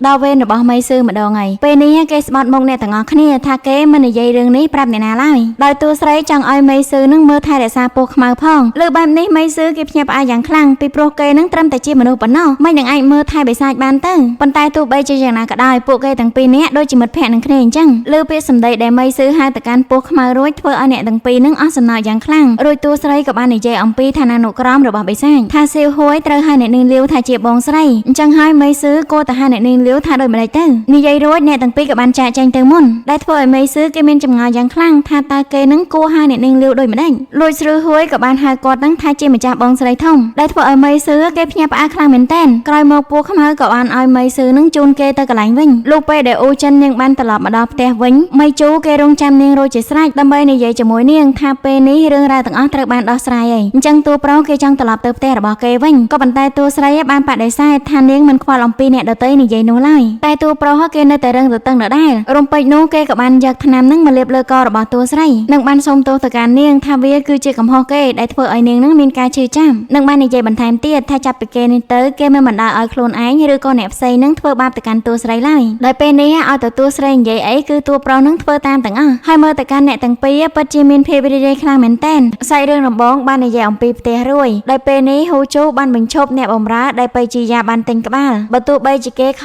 ំវល់កទៅកាន់អូជូខ្លាំងប៉ុណ្ណាក៏ដោយប៉ុន្តែអ្នកដែលបម្រើម្ចាស់ពីរចុងក្រោយនឹងគ្មានលទ្ធផលល្អនោះទេចំណែកឯនៅសំណាក់ស៊ើបក្តីឯនេះវិញពេលនេះតួប្រុសកំពុងតែមើលឯកសារនានាអំឡុងពេលនោះផងដែរកូនចៅដែលនៅសំណាក់ស៊ើបក្តីចាប់ផ្ដើមនិយាយដើមអំពីតួប្រុសថាមេជូនិងជីយ៉ាបានប្រកួតប្រជែងគ្នាដើម្បីដណ្ដើមអូចិនតែចុងក្រោយបានធ្វើឲ្យអូចិននឹងខកអំណងចំពោះពួកគេរួចក៏បានដេញគេនឹងចេញពីផ្ទះអស់ទៅអញ្ចឹងហើយបានមេជូមកធ្វើការនៅថ្ងៃនេះគេមានភាពសោកសៅខ្លាំងណាស់ដោយពួកគេទាំងអស់គ្នានិយាយមិនមើលក្រោយទេមេជូគេក៏បានមកដល់ហើយសួរថាតើគេនឹងនិយាយពីណាក្រោយពីដឹងថាមេជូមកដល់ភ្លាមគេក៏ចាប់ផ្ដើមនិយាយបង្វែររឿងទៅកាន់ប្រធានកងសន្តិសុខហួងយីថាគាត់មានភាពសោកសៅដោយសារតែ គាត់នឹងមកមេញឹកនៅក្នុងការរកប្រុសក្មេងៗនឹងណែនាំទៅកាន់តួស្រីរបស់យើងអញ្ចឹងហើយបានជាគាត់នឹងមានពេលវេលាគ្រប់គ្រាន់សម្រាប់ដោះស្រាយបញ្ហាទៅបានជាបកគោរឿងក្តីនឹងមកឲ្យសំណាក់ស៊ើបក្តីទៅវិញលើបែបនេះម៉ៃជូគេក៏មិនមាត់ដែរសាច់រឿងក៏បានបង្ហាញអំពីផ្ទះរួយវិញម្ដងដោយពេលនេះអូចិនជាមួយនឹងហូជូកំពុងតែនិយាយគ្នារឿងរបស់ជីយ៉ាពីព្រោះតែការចាក់ចេញរបស់ជីយ៉ានឹងធ្វើឲ្យគ្រប់គ្នាមានភាពភ្ញាក់ផ្អើលយ៉ាងខ្លាំងដូច្នេះហើយបងស្រីរបស់គេក៏បានហៅគេនឹងទៅកាន់រាជវាំងអំឡុងពេលនោះលោកមេកងសន្តិសុខហួងយីបាននាំបរិះក្មេងម្នាក់នឹងមកផ្ទះរួយដើម្បីណែនាំទៅកាន់តួស្រីដោយគេមានឈ្មោះថាសុងយ៉ាវមកពីយូរចៅហើយគេសុំធានាដាក់តួស្រីទៀតថាម្នាក់នេះប្រកាសជាមិនរួចចោលតួស្រីនោះឡើយលើបែបនេះអូចិននឹងឆ្ងល់ខ្លាំងមែនតើនឹងបានសួរទៅកាន់ហូជូថាតើមានរឿងអ្វីកើតឡើងរួចហូជូក៏បាននិយាយអំពីពាក្យចចាមអារាមថាអូចិននឹងបានដេញបរិះពីរនាក់ឲ្យចេញពីផ្ទះរបស់ខ្លួនដូច្នេះហើយបានជាលោកមេកងសន្តិសុខនឹងបានរកបរិះថ្មីម្នាក់មកឲ្យអូចិនដោយមើលទៅលក្ខណៈសម្បត្តិរបស់គាត់ក៏មិនអន់ប្រមាណនោះដែរបន្ទាប់ពីតួស្រីបានអង្គុយចូលហុងយាគេបាននិយាយទៀតហើយថាម្នាក់ដែលគេនាំមកក្រោយនេះគឺគេបានសម្លឹងមើលឃើញយូរហើយសូមឲ្យតួស្រីនឹងពិចារណាទៅលើគេផងលើបែបនេះសុងយ៉ាវគេចាប់ផ្ដើមនិយាយបញ្ចូលទៅកាន់តួស្រីថាគេនឹងពិតជាកោតសរសើរតួស្រីខ្លាំងមែនទែនប៉ុន្តែនៅពេលដែលតួស្រីសួរត្រឡប់ទៅវិញថាកោតសរសើរទៅលើអ្វ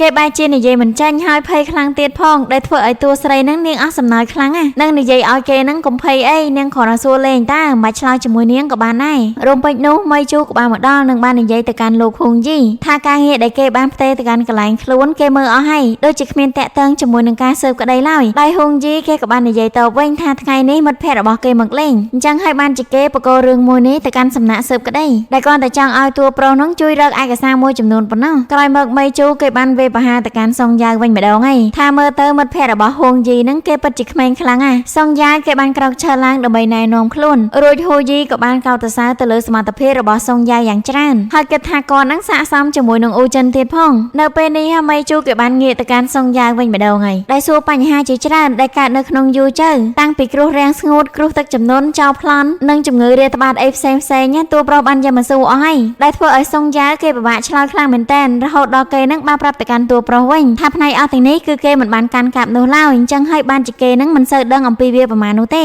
ក្រោយមកដល់វេនម៉ៃជូវេបហាទៅកាន់ហុងយីវិញម្ដងហើយដែលគេបានឲ្យកូនចៅរបស់គេនឹងយកហឹបឯកសារដែលតាក់ទងជាមួយសំណុំរឿងក្តីរបស់ហុងយីដែលផ្ទេរមកក្នុងសំណើរបស់គេថារឿងក្តីអស់ទាំងនេះគេបានអានរួចរាល់ហើយវាក៏ត្រូវបានចាត់ចែងរួចរាល់ហើយដូចគ្នាអញ្ចឹងហើយគេចង់ឲ្យហុងលីពិនិត្យមើលសំណុំឯកសារមួយនេះសារជាថ្មីដោយហុងយីគេកាំងជាមួយនឹងសកម្មភាពរបស់តួប្រុសខ្លាំងមែនទែនក្រោយមកក៏តួប្រុសក៏បាននិយាយគំរាមកំហែងទៅកាន់សុងយ៉ាវបន្ថែមទៀតដែលធ្វើឲ្យសុងយ៉ាវគេក៏មិនដឹងថានិយាយអ្វីឡើយរួចតួប្រុសក៏បានបន្តកាន់ដៃតួស្រីទៅខាងក្រៅដែលធ្វើឲ្យអ្នកគ្រប់គ្នាពិតជាមានភ្ញាក់ផ្អើលជាមួយនឹងសកម្មភាពមួយនេះខ្លាំងមែនទែនពីព្រោះតែគេនឹងឆ្ងល់ខ្លាំងណាស់ខែងអ្នកទាំងពីរបានបែកគ្នាហើយតែចុះហេតុអ្វីបានជាពេលនេះគេដូចជាត្រូវគ្នាខ្លាំងម្ល៉េះរួចហូជូក៏បានបញ្ជាក់បន្ថែមទៀតថាពាក្យចចាមអារាមវាមិនប្រកាសថាត្រូវទាំងអស់នោះឡើយដោយសុងយ៉ាវគេចង់និយាយតទៀតក៏ប៉ុន្តែត្រូវបានហុងលីនឹងនិយាយកាត់ថាឲ្យគេខ្វល់អំពីរឿងដែលតាក់ទងជាមួយនឹងគ្រោះទឹកជំនន់នៅទន្លេធូទៅលើបែបនេះធ្វើឲ្យសុងយ៉ាវនឹងគេខឹងខ្លាំងមែនទែនព្រោះហូយីនឹងឯងដែលហៅគេមកទីនេះនោះពេលនេះហូយីគេកំពុងតែភ័យខ្លួនដោយសារតែមើលទៅតួប្រុសគេកាចខ្លាំងណាស់កោផ្នែកដែលមុតស្រួយរបស់គេបានធ្វើឲ្យអារម្មណ៍ហុងយីនឹងមិនស្រួលនោះឡើយហាក់បីដូចជាហុងលីនឹងគឺជាអ្នកលួចយកមនុស្សស្រីរបស់គាត់អញ្ចឹងគេខ្លាចតែតួប្រុសនឹងប្រឆាំងគេនៅពេលអនាគតនោះទេលើបែបនេះហូជូក៏បាននិយាយបន្ថែមទៀតដែលធ្វើឲ្យហុងលីនឹងអស់សង្ឃឹមនៅក្នុងជីវិតខ្លាំងមែនទែនលុះដល់ពេលយប់យើងក៏លេចមកមើលមីសឺឯនេះវិញដែលពេលនេះគេកំពុងតែនិយាយដដែលអំពីរឿងតួស្រីជាមួយនឹងតួប្រុសរបស់យើងដែលធ្វើឲ្យអ្នកនាងលាវពិតជាធន់ជាមួយគេយ៉ាងខ្លាំងហើយគេនៅតែនិយាយបន្ថែមទៀតថាបើសិនបើរឿងនេះពិតមែនគេមិនអាចទទួលយកវាបានភ្លាមនោះឡើយដែលធ្វើឲ្យអ្នកនាងលាវនឹងនិយាយទៅកាន់គេវិញថាប្រសិនបើគេទទួលយកមិនបានទេគេគិតវាតែខ្លួនឯងទៅមិនបាននិយាយច្រាំដើរឲ្យនាងលឺនោះឡើយខណៈពេលនោះផងដែរអូចិនជាមួយនឹងម៉ៃជូក៏បានចូលមកដល់ដែលធ្វើឲ្យម៉ៃសឺនឹងហៅគេថាជាប្អូនថ្លៃយកតែម្ដងពីមិញថាទទួលយកអត់បានទេដល់ពេលឥឡូវហៅគេតែប្អូនថ្លៃទៅវិញរួចគេក៏បានអូសម៉ៃជូនឹងដើរទៅខាងមុខទុកឲ្យអ្នកនាងលាវជាមួយនឹងអូចិនដើរនិយាយគ្នានៅខាងក្រោយរួចម៉ៃសឺក៏បាននិយាយទៅកាន់ម៉ៃជូថានៅពេលដែលគេបានឮដំណឹងថាម៉ៃជូជាមួយនឹងអ្នកប្រុសប៉ៃត្រូវបានតួស្រីបណ្ដេញចេញពីផ្ទះគេពិតជាបារម្ភជាមួយនឹងម៉ៃជូខ្លាំងមែនទែនតែនៅពេលនេះម៉ៃជូបានធ្វើឲ្យគេនឹងភ្ញាក់ផ្អើលខ្លាំងណាស់និងធ្វើឲ្យគ្រួសារម៉ៃពិតជាមានមោទនភាពជាមួយនឹងគេដូចគ្នារួចតួប្រុសក៏បាននិយាយអំពីដួងចិត្តរបស់គេថាគេពិតជាស្រឡាញ់តួស្រីពិតប្រាកដមែនក្រឡេកមកកាន់អ្នកនាងលាវជាមួយនឹងតួស្រីរបស់យើងឯនេះវិញអ្នកនាងលាវបាននិយាយអំពីបទពិសោធន៍ស្នេហារបស់នាងនឹងទៅប្រាប់តួស្រីរបស់យើងហើយនាងពិតជាមិនហាមឃាត់រឿងតួស្រីរបស់យើងនោះឡើយក៏ប៉ុន្តែគាត់តែចង់រំលឹកឲ្យតួស្រីរបស់យើងដឹងនិងសូមឲ្យតួស្រីនឹងមានអារម្មណ៍រីករាយជាមួយនឹងស្នេហារបស់នាងទៅចាស់ក្រោយមកតួស្រីនាងក៏បាន បាននិយាយម្ដងថាពេលនេះតំណែងរបស់គេនឹងល្អខ្លាំងណាស់តែបើទៅមកទៀតនឹងមានរឿងអ្វីកើតឡើងរហូតដល់ធ្វើឲ្យពួកគេនឹងស្អប់គ្នានោះនាងក៏ព្រមទទួលយកដែរនឹងបាននិយាយអំពីឆន្ទៈរបស់នាងយ៉ាងច្រើនទៀតដែលធ្វើឲ្យអ្នកនាងលាវនឹងបានប្រាប់ទៅកាន់នាងវិញថាជីវិតបិសាចពិតជាវែងខ្លាំងណាស់ប៉ុន្តែអ្នកអាចរស់នៅក្នុងជីវិតរបស់មនុស្សចាប់តាំងពីគេនឹងបានចូលមករស់នៅដំបូងវាគ្រាន់តែជាអ្វីដែលគេនឹងចង់បានតែប៉ុណ្ណោះថាប្រសិនបើនាងគិតច្បាស់លាស់ហើយគ្មានអ្នកណាម្នាក់អាចបញ្ឈប់នាងបានទេសូមត្រឹមតែនៅពេលដែលតួស្រីនឹងឈឺចាប់ដោយសារស្នេហាកុំតរើនាងហើយយំដាក់ឲ្យសោះក្រោយមកពួកគេទាំងអស់គ្នាក៏បានដើរដល់កន្លែងដែលគេសម្ដែងផ្លុំភ្លើងដោយតួប្រុសចាប់ផ្ដើមរៀបរាប់អំពីបច្ចេកទេសផ្លុំភ្លើងធ្វើឲ្យតួស្រីនឹងប្រាប់ទៅកាន់គាត់វិញដើម្បីចង់ឲ្យគាត់ស្ងាត់អីអញ្ចឹងណាបន្តិចក្រោយមកសាប់តែមានព្រិលដំបងនឹងធ្លាក់ចុះមកដែលធ្វើឲ្យតួប្រុសនឹងគេសោកសៅយ៉ាងខ្លាំងនឹកទៅដល់រឿងរ៉ាវជាមួយនឹងម្ដាយឪពុករបស់គេដោយនៅក្នុងស្រុកកំណើតរបស់គេនឹងមិនដែលមានព្រិលធ្លាក់ឡើយលុះដល់ពេលព្រិលធ្លាក់ម្ដាយរបស់គេតែងតែចំអិនសុទ្ធឲ្យគេនឹងជ្រើសរើសសុទ្ធផ្សេងទៀតឲ្យឪពុករបស់គេទៀតផងឃើញអំពីភាពសោកសៅក្នុងកុមារភាពរបស់តួប្រុសធ្វើឲ្យអូចិននាងបារម្ភយ៉ាងខ្លាំងនឹងបានកាន់ដៃលួងលោមទៅកាន់តួប្រុសបន្ថែមទៀតក្នុងពេលជាមួយគ្នានោះផងដែរស៊ឺក៏បានឃើញអំពីសកម្មភាពរបស់អ្នកទាំងពីរធ្វើឲ្យគេនឹងកាន់តែស្អប់ចំពោះតួប្រុសអូចិនគ្រាន់តែកលេចឃើញភ្លាមនាងក៏បានសុំតួប្រុសនឹងទៅទិញអីវ៉ាន់មួយដោយនាងបន្តដើរទៅដើម្បីជួបជាមួយនឹងមេស៊ឺចំណែកឯអ្នកនាងលាវឃើញតួស្រីចេញបែបនេះគាត់ក៏ចេញទៅតាមដូចគ្នាមុនពេលដែលចាក់ចេញពីទីនោះស៊ឺបានប្រើវេទមន្តរបស់គេដើម្បីបង្កើតបានជាភ្លើងបិសាចហើយវាក៏បន្តហោះពីពេញមេឃរួចគេក៏បានចាប់ខ្លួនតួស្រីរបស់យើងនឹងទៅអាណាចក្របិសាចវិញដែលធ្វើឲ្យអ្នកនាងលាវគាត់មកក៏មិនទាន់ដែរក្រឡេកមកកាន់ភ្លើងហោះដ៏ធំពេលនេះវាបានវេបហាទៅកាន់អ្នកដែលមើលវាហើយវាក៏ធ្វើឲ្យទីនោះមានភាពចលាចលមួយរំពេចផងដែរឃើញបែបនេះតួប្រុសបាននឹកឃើញអំពីរឿងកាលពីអតីតកាលរបស់គេទៀតហើយវាធ្វើឲ្យគេនឹងភ័យតាក់ស្លុតយ៉ាងខ្លាំងបន្ទាប់ពីបានឃើញអណ្ដាតភ្លើងបិសាចហោះចេញមកម្ដងទៀតនៅក្នុងអាណាចក្របិសាចស៊ឺកំពុងតែគ្រប់គ្រងអណ្ដាតភ្លើងបិសាចរំពេចនោះតួស្រីក៏បានភ្ញាក់ឡើងដូចគ្នាដែលធ្វើឲ្យនាងនេះឆ្ងល់យ៉ាងខ្លាំងហើយអ្វីបានស៊ឺនាំនាងមកកាន់ទីនេះរួចស៊ឺគេបានសួរទៅកាន់តួស្រីអំពីទំនាក់ទំនងតួស្រីនឹងជាមួយនឹងម៉ៃជូដោយតួស្រីនាងក៏មិនបានប្រកែកជាមួយនឹងទំនាក់ទំនងមួយនេះដែរធ្វើឲ្យស៊ឺគេភ្ញាក់ផ្អើលយ៉ាងខ្លាំងក៏ខឹងជាមួយនឹងតួស្រីដូចគ្នាដោយព្យាយាមបញ្យល់តួស្រីថាពេលនេះនាងគឺជាបិសាចមិននឹងអាចទៅស្រឡាញ់មនុស្សបានទៅក៏ប៉ុន្តែតួស្រីនាងក៏បានឆ្លើយមកវិញថានាងគឺជាមនុស្សពាក់កណ្ដាលនិងបិសាចពាក់កណ្ដាលអញ្ចឹងហើយបានជានៅក្នុងអាណាចក្រមនុស្សនាងមានគ្រួសារហើយក៏ត្រូវតែមានមនុស្សជាទីស្រឡាញ់ដូចគ្នាស៊ឺគេព្យាយាមបង្ហាញទឹកចិត្តនៃក្តីស្រឡាញ់របស់គេនឹងទៅកាន់តួស្រីខ្លាំងណាស់នឹងបាននិយាយថាតួស្រីនឹងមានគេហើយអត់គ្រប់គ្រាន់ទៀតមែនតែតួស្រីបែរជានិយាយថាទំនាក់ទំនងរបស់ពួកគេទាំងពីរមានតែប្រមាណទសវត្សរ៍តែប៉ុណ្ណោះហើយគេក៏ចាត់ទុកស៊ឺនឹងគឺជាមិត្តសម្លាញ់របស់គេផងដែរនឹងបាននិយាយទៅសារទៅកាន់តួប្រុសបន្ថែមទៀតដែលធ្វើឲ្យស៊ឺគេកាន់តែមានកំហឹងឡើងនឹងបានសារភាពពីក្តីស្រឡាញ់របស់គេនឹងទៅប្រាប់តួស្រីដែលសូមឲ្យតួស្រីនឹងមានតែគេម្នាក់បានហើយពីព្រោះតែរយៈពេល18ឆ្នាំកន្លងផុតទៅគេបានពិសោធន៍លើថ្នាំយ៉ាងច្រើនដើម្បីជួយឲ្យតួស្រីនឹងខ្លាចទៅជាបិសាចពេញលេញថែមទាំងលះបង់ដ៏ធំធេងសម្រាប់នាងទៀតផងរួចគេក៏ចង់ឲ្យអូចិនធ្វើការជ្រើសរើសក៏ប៉ុន្តែអូចិននាងមិនបានជ្រើសរើសនោះឡើយដែលនាងបាននិយាយតបទៅកាន់គេវិ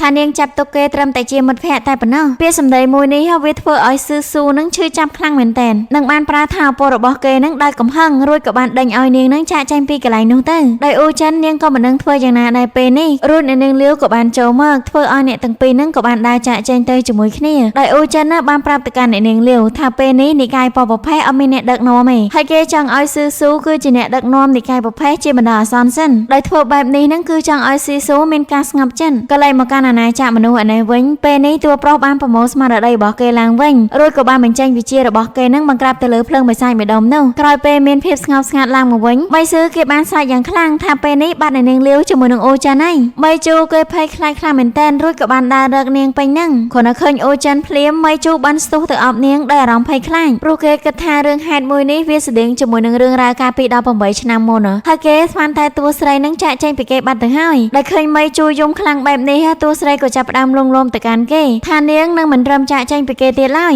រឿងដែលធ្វើឲ្យមីជូកាន់តែរំភើបចិត្តទៀតនោះគឺតួស្រីបានឲ្យពងមន់ទៅកាន់ខ្លួនមួយក្រុមដោយនិយាយថាឲ្យមានសំណាងល្អនិងសុវត្ថិភាពវាដូចជាមួយនឹងរឿងរ៉ាវដែលម្ដាយរបស់គេធ្លាប់បានធ្វើចំពោះគេដូចគ្នារួចអ្នកទាំងពីរក៏ចាប់ផ្ដើមអោបគ្នាម្ដងទៀតដោយមានសេចក្ដីសោកឃើញបែបនេះមីស៊ឺក៏ចង់មានទំនាក់ទំនងជាមួយនឹងនាងលាវផងដែរក៏ប៉ុន្តែគេមិនហ៊ាននោះឡើយបានត្រឹមតែឈើសម្លឹងមើលប្អូនប្រុសរបស់ខ្លួននឹងមានក្ដីសោកជាមួយនឹងអូចិនលុះស្អែកបន្ទាប់អ្នកនៅក្នុងសំណាក់ស៊ើបក្ដីចាប់ផ្ដើមនិយាយរឿងរ៉ាវកាលពីយប់មិញនឹងប្រងព្រាដែរដោយពួកគេទាំងពីរពិតជាធ្វើប្រហែលខ្លាំងមែនទែនរហូតជ្រុលទៅបុកជាមួយនឹងលោកអាម៉ាតដោយគេមានចម្ងល់យ៉ាងខ្លាំងថាហេតុអ្វីបានជាលោកអាម៉ាតមកទីនេះមានរឿងក្ដីទៀតមែនក៏ប៉ុន្តែលោកអាម៉ាតបាននិយាយថាគាត់មកទីនេះគឺដើម្បីជួបជាមួយនឹងមនុស្សម្នាក់ដោយអ្នកទាំងពីរព្យាយាមនិយាយថាខ្ញុំតែលោកអាម៉ាត បានមកនេះគឺមរកតួប្រុសរបស់យើងហៅទៅកាន់រាជវាំងបន្ទាប់ពីមេជូបានចូលទៅដល់រាជវាំងយើងឃើញថាអូចិននាងកំពុងតែលុតជង្គង់នៅមុខបងស្រីរបស់គេរួមជាមួយនឹងព្រះអង្គផងដែររួចមេជូគេក៏លុតជង្គង់ទៅតាមអូចិនក៏ប៉ុន្តែត្រូវបានបងស្រីរបស់អូចិននឹងប្រាប់ឲ្យគេក្រោកឈរឡើងរឿងមួយនេះវាធ្វើឲ្យអូចិននឹងខ្លាចជាមួយបងស្រីរបស់ខ្លួនខ្លាំងមែនទែនថាមានភាពរំអៀនទៅកាន់តួប្រុសក្រោយមកព្រះមហេសីក៏បានឲ្យអ្នកទាំងអស់គ្នានឹងក្រោកឈរឡើងរួមជាមួយនឹងព្រះអង្គផងដែរដែលមើលទៅព្រះអង្គគេពិតជាខ្លាចប្រពន្ធខ្លាំងមែនទែនក្រោយមកព្រះអង្គរួមជាមួយនឹងព្រះមហេសីក៏ចាប់ផ្ដើមនិយាយអំពីដំណឹងដែលតួស្រីជាមួយនឹងតួប្រុសនឹងក្រុងនឹងរៀបការជាមួយគ្នា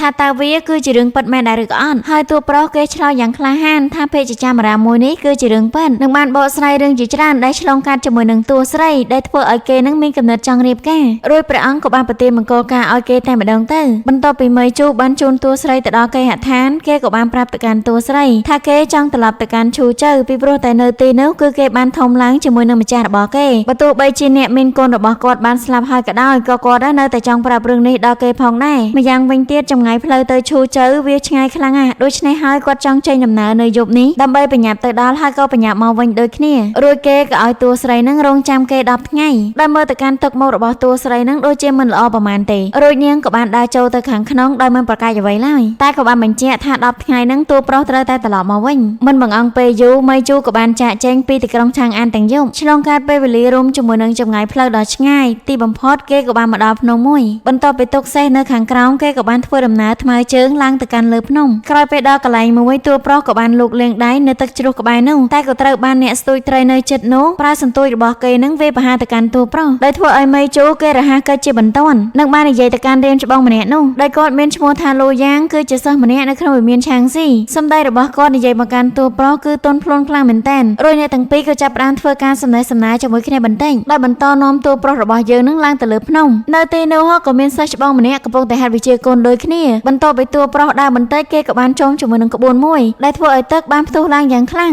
រួចសិស្សច្បងដែលកំពុងតែហាត់វិជ្ជាកូននោះក៏ចាប់ផ្ដើមសួរមកអ្នកខាងក្រោមដោយតួប្រុសរបស់យើងក៏បានគ្រប់ទៅកាន់គាត់និងសួរទៅកាន់គាត់បន្ថែមទៀតពីព្រោះការដែលគេចាំបានក៏មិនមែនហាត់នៅកន្លែងនេះឡើយរួចសិស្សច្បងជីហូក៏បានឆ្លើយប្រាប់មកវិញថាមកពីសងជាគេបានលួចចូលកន្លែងរបស់គាត់និងញ៉ាំផ្លែឈើរបស់គាត់អស់យ៉ាងច្រើនអញ្ចឹងហើយគាត់គ្មានថាឪពុកគ្រប់គ្រាន់ដើម្បីហាត់នៅទីនោះឡើយដោយហេតុគាត់ក៏បានសម្រេចចិត្តថាមកហាត់នៅទីនេះវិញម្ដងក៏ប៉ុន្តែគេនៅតែមកលួចត្រីញ៉ាំទៀតក្រោយមកគាត់ក៏បាននិយាយអំពីឥទ្ធិពលក្បួនវិញម្ដងដោយវាត្រូវបានគេប្រើប្រាស់ដើម្បីការពាររួមជាមួយនឹងប្រឆាំងអ្នកដែលមកពីខាងក្រៅរំពេចនោះក៏បានលើសំឡេងមនុស្សម្នាក់ទៀតមកហៅជីហួរនឹងឲ្យចូលទៅខាងក្នុងហើយគាត់មានឈ្មោះថាសៀវមូក្រោយមកអ្នកទាំងអស់គ្នាក៏បានធ្វើដំណើរចូលទៅក្នុងវិមានឆាងស៊ីដែលមានមេដឹកនាំនិកាយឈ្មោះថាឆាងមីងបន្ទាប់ពីបានឃើញតួប្រុសម្ដងភ្លាមគាត់ក៏បាននិយាយរឿងរ៉ាវដែលតាក់ទងជាមួយនឹងបិសាចនៅក្នុងទីក្រុងឆាងអាននិងបានសរសើរទៅកាន់តួប្រុសបន្ថែមទៀតថាគេមិនត្រឹមតែអាចដោះស្រាយរឿងចម្លែកនៅក្នុងសំណាក់ស៊ើបក្តីបាននោះទេថែមទាំងអាចចាប់បិសាចហើយនៅរកឃើញទីក្រុងបិសាចទៀត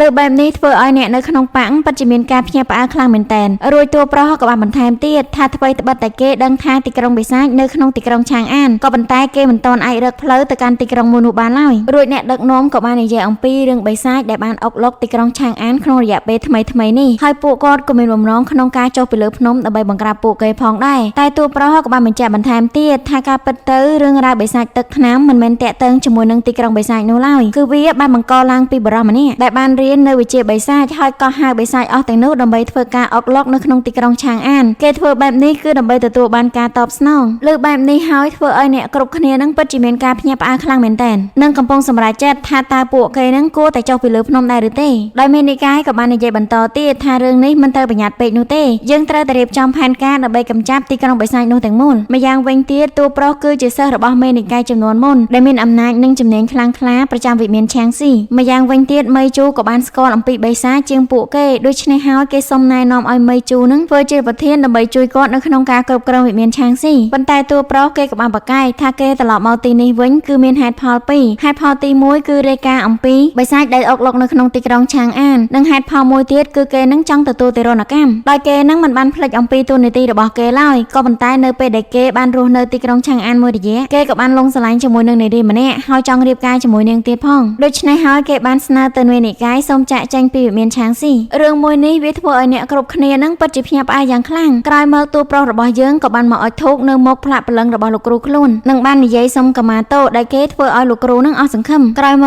កគេក៏បានសម័យការដែលគេនៅតូចដោយឃ្លានខ្លាំងពេកគេក៏បានរត់ទៅដេញសត្វមាន់ព្រៃមួយក្បាលរំពេចនោះគេ គេក៏បានជួបជាមួយនឹងលោកគ្រូដោយគេមិនបានដឹងសោះឡើយថាសត្វមន់ព្រៃនោះគឺជាវិញ្ញាណអាក្រក់ក្រោយមកលោកគ្រូរបស់គេក៏បានកម្ចាត់សត្វមន់ព្រៃមួយនោះនិងបានសួរព័ត៌មានបន្ថែមអំពីតួប្រុសរបស់យើងក្រោយពេលដែលស្ដាប់តួប្រុសរៀបរាប់ដោយកំសត់ថាឪពុកម្ដាយគេត្រូវបានស្លាប់លោកគ្រូពិតជាមានចិត្តអាណិតទៅកាន់គេយ៉ាងខ្លាំងនិងបានសូមឲ្យគេធ្វើជាកូនសិស្សរបស់ខ្លួនទើបខ្លួននឹងផ្ដល់ចំណីឲ្យគេតួប្រុសរបស់យើងគេស្ទាក់ស្ទើរខ្លាំងមែនទែនពីព្រោះតែគេមិនដឹងសោះឡើយថាគាត់នឹងមានមុខរបរអ្វីក្រោយមកគាត់ក៏បាននិយាយណែនាំខ្លួនថាគាត់នៅក្នុងវិមានឆាងស៊ីទើបតួប្រុសនឹងយកព្រមគ្រប់គេធ្វើជាគ្រូដោយលោកគ្រូរបស់គេខូចខ្លាំងមែនទែនតែងតែលួចចូលទៅក្នុងព្រៃដើម្បីបត់មាន់ហូបដោយច្បាប់នៅក្នុងវិមានឆាងស៊ីគឺគេមិនឲ្យបរិភោគសាច់រួមជាមួយនឹងស្រានោះឡើយតែលោកគ្រូរបស់តួប្រុសក៏បាននិយាយហេតុផលយ៉ាងច្រើនទៅប្រាប់តួប្រុសថែមទាំងហុចមាន់នឹងឲ្យតួប្រុសទៀតផងទីបំផុតតួប្រុសក៏បានទទួលយកសាច់ទាំងអស់នោះយកមកហូបរំពេចនោះចាំងមីងក៏បានចូលមកដល់ថែមទាំងនិយាយបញ្យលទៅកាន់តួប្រុសរបស់យើងឲ្យលះបង់គំនិតមួយនេះទៅគាត់នឹងចាប់ទុកថាគ្មានរឿងអ្វីកើតឡើងប៉ុន្តែតួប្រុសនៅតែឈរលើគោលការណ៍របស់ខ្លួនដដែលដែលធ្វើឲ្យចាំងមីងមានការខឹងសម្បារជាមួយនឹងគេយ៉ាងខ្លាំងដោយនិយាយថាពេលនេះគេមិនអាចការពារតួប្រុសនឹងបានទៀតទេ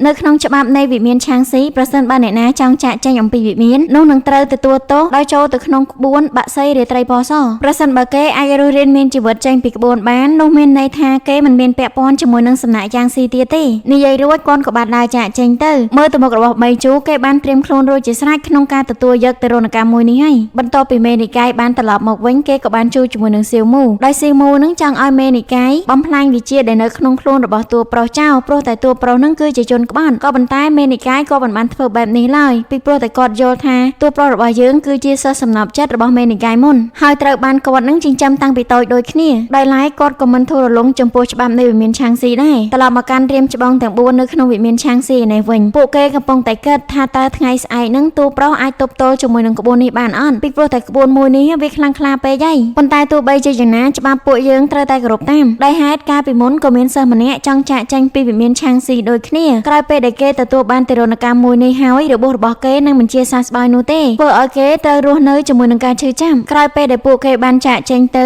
យើងបានសង្កេតឃើញថាមានជនអាវខ្មៅបានដើរមកកាន់ក្បួននិងបានបញ្ចេញថាអពលមួយយ៉ាងទៅកាន់ក្បួនមួយនេះថែមទៀតផងហើយយើងក៏មិនដឹងថាតើគេនឹងមានដំណងអ្វីដូចគ្នាអំឡុងពេលដែលជនអាវខ្មៅនោះធ្វើសកម្មភាពត្រូវបានមើលឃើញដោយសិស្សច្បងសៀវមូនៅក្នុងអាណាចក្រផ្សារបិសាចឯនេះវិញដំណឹងតួស្រីរៀបការជាមួយនឹងមនុស្សក៏ត្រូវបានគេផ្សព្វផ្សាយពីពេញផ្សារបិសាចធ្វើឲ្យពួកបិសាចទាំងអស់ពិតជាមានការរីករាយនិងអបអរសាទរទៅកាន់តួស្រីខ្លាំងមែនទែនក្នុងពេលនោះដែរចាស់ទុំទាំង3ពិតជាមិនយល់ស្របជាមួយនឹងតួស្រីដែលមានគំនិតចង់រៀបការបែបនេះឡើយតែទោះបីជាយ៉ាងណាតួស្រីក៏នៅតែមានអ្នកចង់រៀបការជាមួយនឹងមនុស្សដដែលដែលធ្វើឲ្យស៊ូគេមិនពេញចិត្តយ៉ាងខ្លាំងនិងបានចេញមកចំទាស់ទៀតផងក៏ប៉ុន្តែត្រូវបានតួស្រីនឹងវាប្រហារទៅកាន់គេវិញថានាងគឺជាអ្នកសម្រេចចិត្តខ្លួនឯងបើទោះបីជាការសម្រេចចិត្តរបស់នាងខុសក៏ដោយក៏នាងនឹងទទួលយកវាបានដែរហើយនាងគឺជាអ្នកសម្រេចទៅលើជោគវាសនារបស់ខ្លួនឯងថែមទាំងនិយាយចង់ទម្លាក់តំណែងរបស់ស៊ូទៀតផងដែលធ្វើឲ្យស៊ូគេមានការឈឺចាប់យ៉ាងខ្លាំងសាច់រឿងក៏បានបង្ហាញអំពីទីលំនៅរបស់តួស្រីវិញម្ដងដោយពេលនេះឪពុករបស់នាងពិតជាមានការខ្វាយខ្វល់ជាមួយនាងយ៉ាងខ្លាំងគិតថាតួប្រុសរបស់យើងនឹងរកលេសដើម្បីចាក់ចេញពីនាងទៅតែតួស្រីគេបានប្រកែកដោយជឿទឹកចិត្តទៅលើតួប្រុសរបស់យើងក្រោយមកឪពុករបស់នាងក៏បាននិយាយថាគេបានសន្យាជាមួយនាងថាចាក់ចេញទៅរយៈពេល10ថ្ងៃក៏ប៉ុន្តែថ្ងៃនេះគឺជាថ្ងៃទី12ហើយនិយាយដល់ត្រង់នេះធ្វើឲ្យតួស្រីនឹងរៀងកាត់បន្តិចដែរត្រឡប់មកមើលវិមានឆាងស៊ីឯនេះវិញពេលនេះតួប្រុសគេនៅតែបន្តលុតជង្គង់មុខផ្លាកព្រលឹងរបស់លោកគ្រូគេរំពេចនោះសងជាក៏បានយកនំនឹងមកឲ្យតួប្រុសព្រោះតួប្រុសត្រូវបានលុតជង្គង់នៅទីនេះយូរតែមេជោគេមិនត្រូវការឡើយដែលធ្វើឲ្យសងជាគេចាប់ផ្ដើមនិយាយថាតើតួប្រុសនឹងពិតជាចង់ចាក់ចេញពីទីនេះមែនដែរឬទេរួចតួប្រុសក៏បាននិយាយរឿងរ៉ាវដែលតាក់ទងជាមួយនឹងអូចិនថាគេជ្រើសរើសផ្ដាច់ពាក្យសម្បត្តិរបស់ខ្លួនពីព្រោះតែអូចិននឹងនៅរងចាំគេក្រោយមកក៏បាននិយាយរឿងរ៉ាវដែលនៅក្នុងចិត្តរបស់គេជាច្រើនទៀតថាកាលពីមុនគេមិនដែលគិតអ្វីឡើយក្រៅពីការសម្លាប់បិសាចរហូតដល់ពេលដែលគេនឹងបានជួបនាងជាលើកដំបូងនៅពេលដែលនាងជិះសេះគេពិតជាមិនអាចបំភ្លេចនៃរូបរាងរបស់នាងបានឡើយនោះវាមានន័យថាតាមការពិតទៅតួប្រុសបានលងស្រឡាញ់តួស្រីនឹងតាំងពីយូរណាស់មកហើយនាងបានធ្វើឲ្យគេដឹងថាពិភពលោកនេះមិនអាក្រក់ដោយអ្វីដែលគេគិតនោះទេហើយទីបំផុតគេក៏មានសេចក្តីប្រាថ្នាថានាងគឺជាតម្លៃទាំងអស់នៃការលះបង់របស់ខ្លួនអញ្ចឹងហើយគេមិនអាចបណ្តោយឲ្យមនុស្សដែលគេស្រឡាញ់នឹងមានគ្រោះថ្នាក់នៅក្នុងទីក្រុងឆាងអានបានឡើយព្រោះតែគេខ្លាចរឿងរ៉ាវកាលពី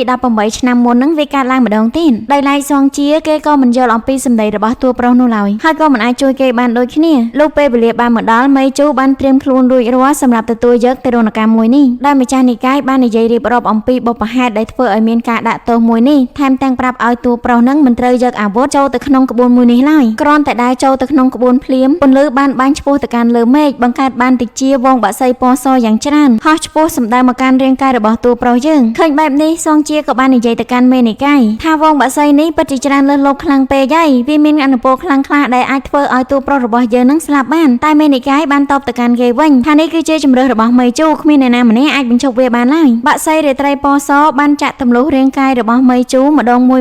យដែលធ្វើឲ្យគេនឹងមានការឈឺចាប់យ៉ាងខ្លាំងដំណាក់កាលទី1ត្រូវបានឆ្លងផុតធ្វើឲ្យសងជាគេសប្បាយចិត្តយ៉ាងខ្លាំងគិតថាវាត្រូវចាប់តែត្រឹមនេះហើយក៏ប៉ុន្តែមានណាដំណាក់កាលទី2ក៏បានចូលមកដល់ដោយបក្សីរាត្រីពណ៌សអស់ទាំងនោះចាប់ផ្ដើមបង្កើនកម្លាំងរបស់ខ្លួនថែមទាំងធ្វើការវេបហាយ៉ាងខ្លាំងក្លាជាងមុនទៅទៀតមកលើរាងកាយរបស់មេជូឃើញបែបនេះធ្វើឲ្យអ្នកគ្រប់គ្នាពិតជាមានការភ្ញាក់ផ្អើលយ៉ាងខ្លាំងរហូតដល់សងជានឹងគេបញ្ញាស្ទុះទៅជួយក៏ប៉ុន្តែរនាំងការពារបានរុញគេឲ្យខ្ទាតចេញមកក្រៅវិញជីជួគេក៏បាននិយាយឡើងថាគេពិតជាមិនដែលឃើញការដាក់ទោសជាលើកទី2នេះពីមុនមកទេឬមួយក៏ក្បួនមួយនេះមានបញ្ហាទៅប៉ុន្តែម្ចាស់នៃកាយក៏បាននិយាយថាវាគឺជាការដាក់ទោសពីឋានសួគ៌គ្មានអ្វីនឹងគួរឲ្យសង្ស័យនោះឡើយបន្ទាប់ពីសិស្សទាំងអស់បានឃើញមេជូសន្លប់គេក៏ចាប់ផ្ដើមនិយាយម្ដងទៀតថាដាក់ទោសត្រឹម2ដងនឹងវាល្មមគ្រប់គ្រាន់ហើយប្រសិនបើដាក់ទោសម្ដងទៀតនោះមេជូគេប្រកាសជាស្លាប់ជាមិនខានមើលទៅមុខរបស់សិស្សច្បងសៀវមូគាត់ដឹងអំពីរឿងហេតុដ៏ចម្លែកមួយនេះរួចគាត់ក៏បានប្រើវិជារបស់ខ្លួនដេញចាប់ទាំងអស់នោះឲ្យហោះទៅវិញប៉ុន្តែវានៅតែមិនបានផលនោះឡើយខណៈពេលដែលតួប្រុសកំពុងតែសន្លប់គេក៏បាននឹកឃើញដល់មុខរបស់តួស្រីដែលកំពុងតែរងចាំងគេនៅឯទីក្រុងឆាងអានធ្វើឲ្យគេមានឆន្ទៈក្រោកឈរឡើងសារជាថ្មីរំពេចនោះដើរទៅនៅក្នុងវិមានឆាងស៊ីក៏បានបញ្ចេញអនុភាពរបស់ខ្លួនការពារទៅលើមេជូសាច់រឿងក៏បានបង្ហាញអំពីតួស្រីវិញម្ដងពេលនេះគេបានប្រាប់ជំនួយការរបស់គេឲ្យទៅមើលហាងសភៅរបស់ស៊ឺស៊ូរួមជាមួយនឹងផ្ទះរួយព្រោះស៊ឺស៊ូនឹងគេបានឈប់សម្រាកដោយពេលនេះអូចិននាងមានអារម្មណ៍មិនល្អអញ្ចឹងហើយបានជានាងនឹងចង់សម្រាកនៅផ្ទះម្យ៉ាងវិញទៀតនាងពិតជាបារម្ភជាមួយនឹងមេជូខ្លាំងមែនទែនខ្លាចគាត់នឹងមានបញ្ហាអ្វី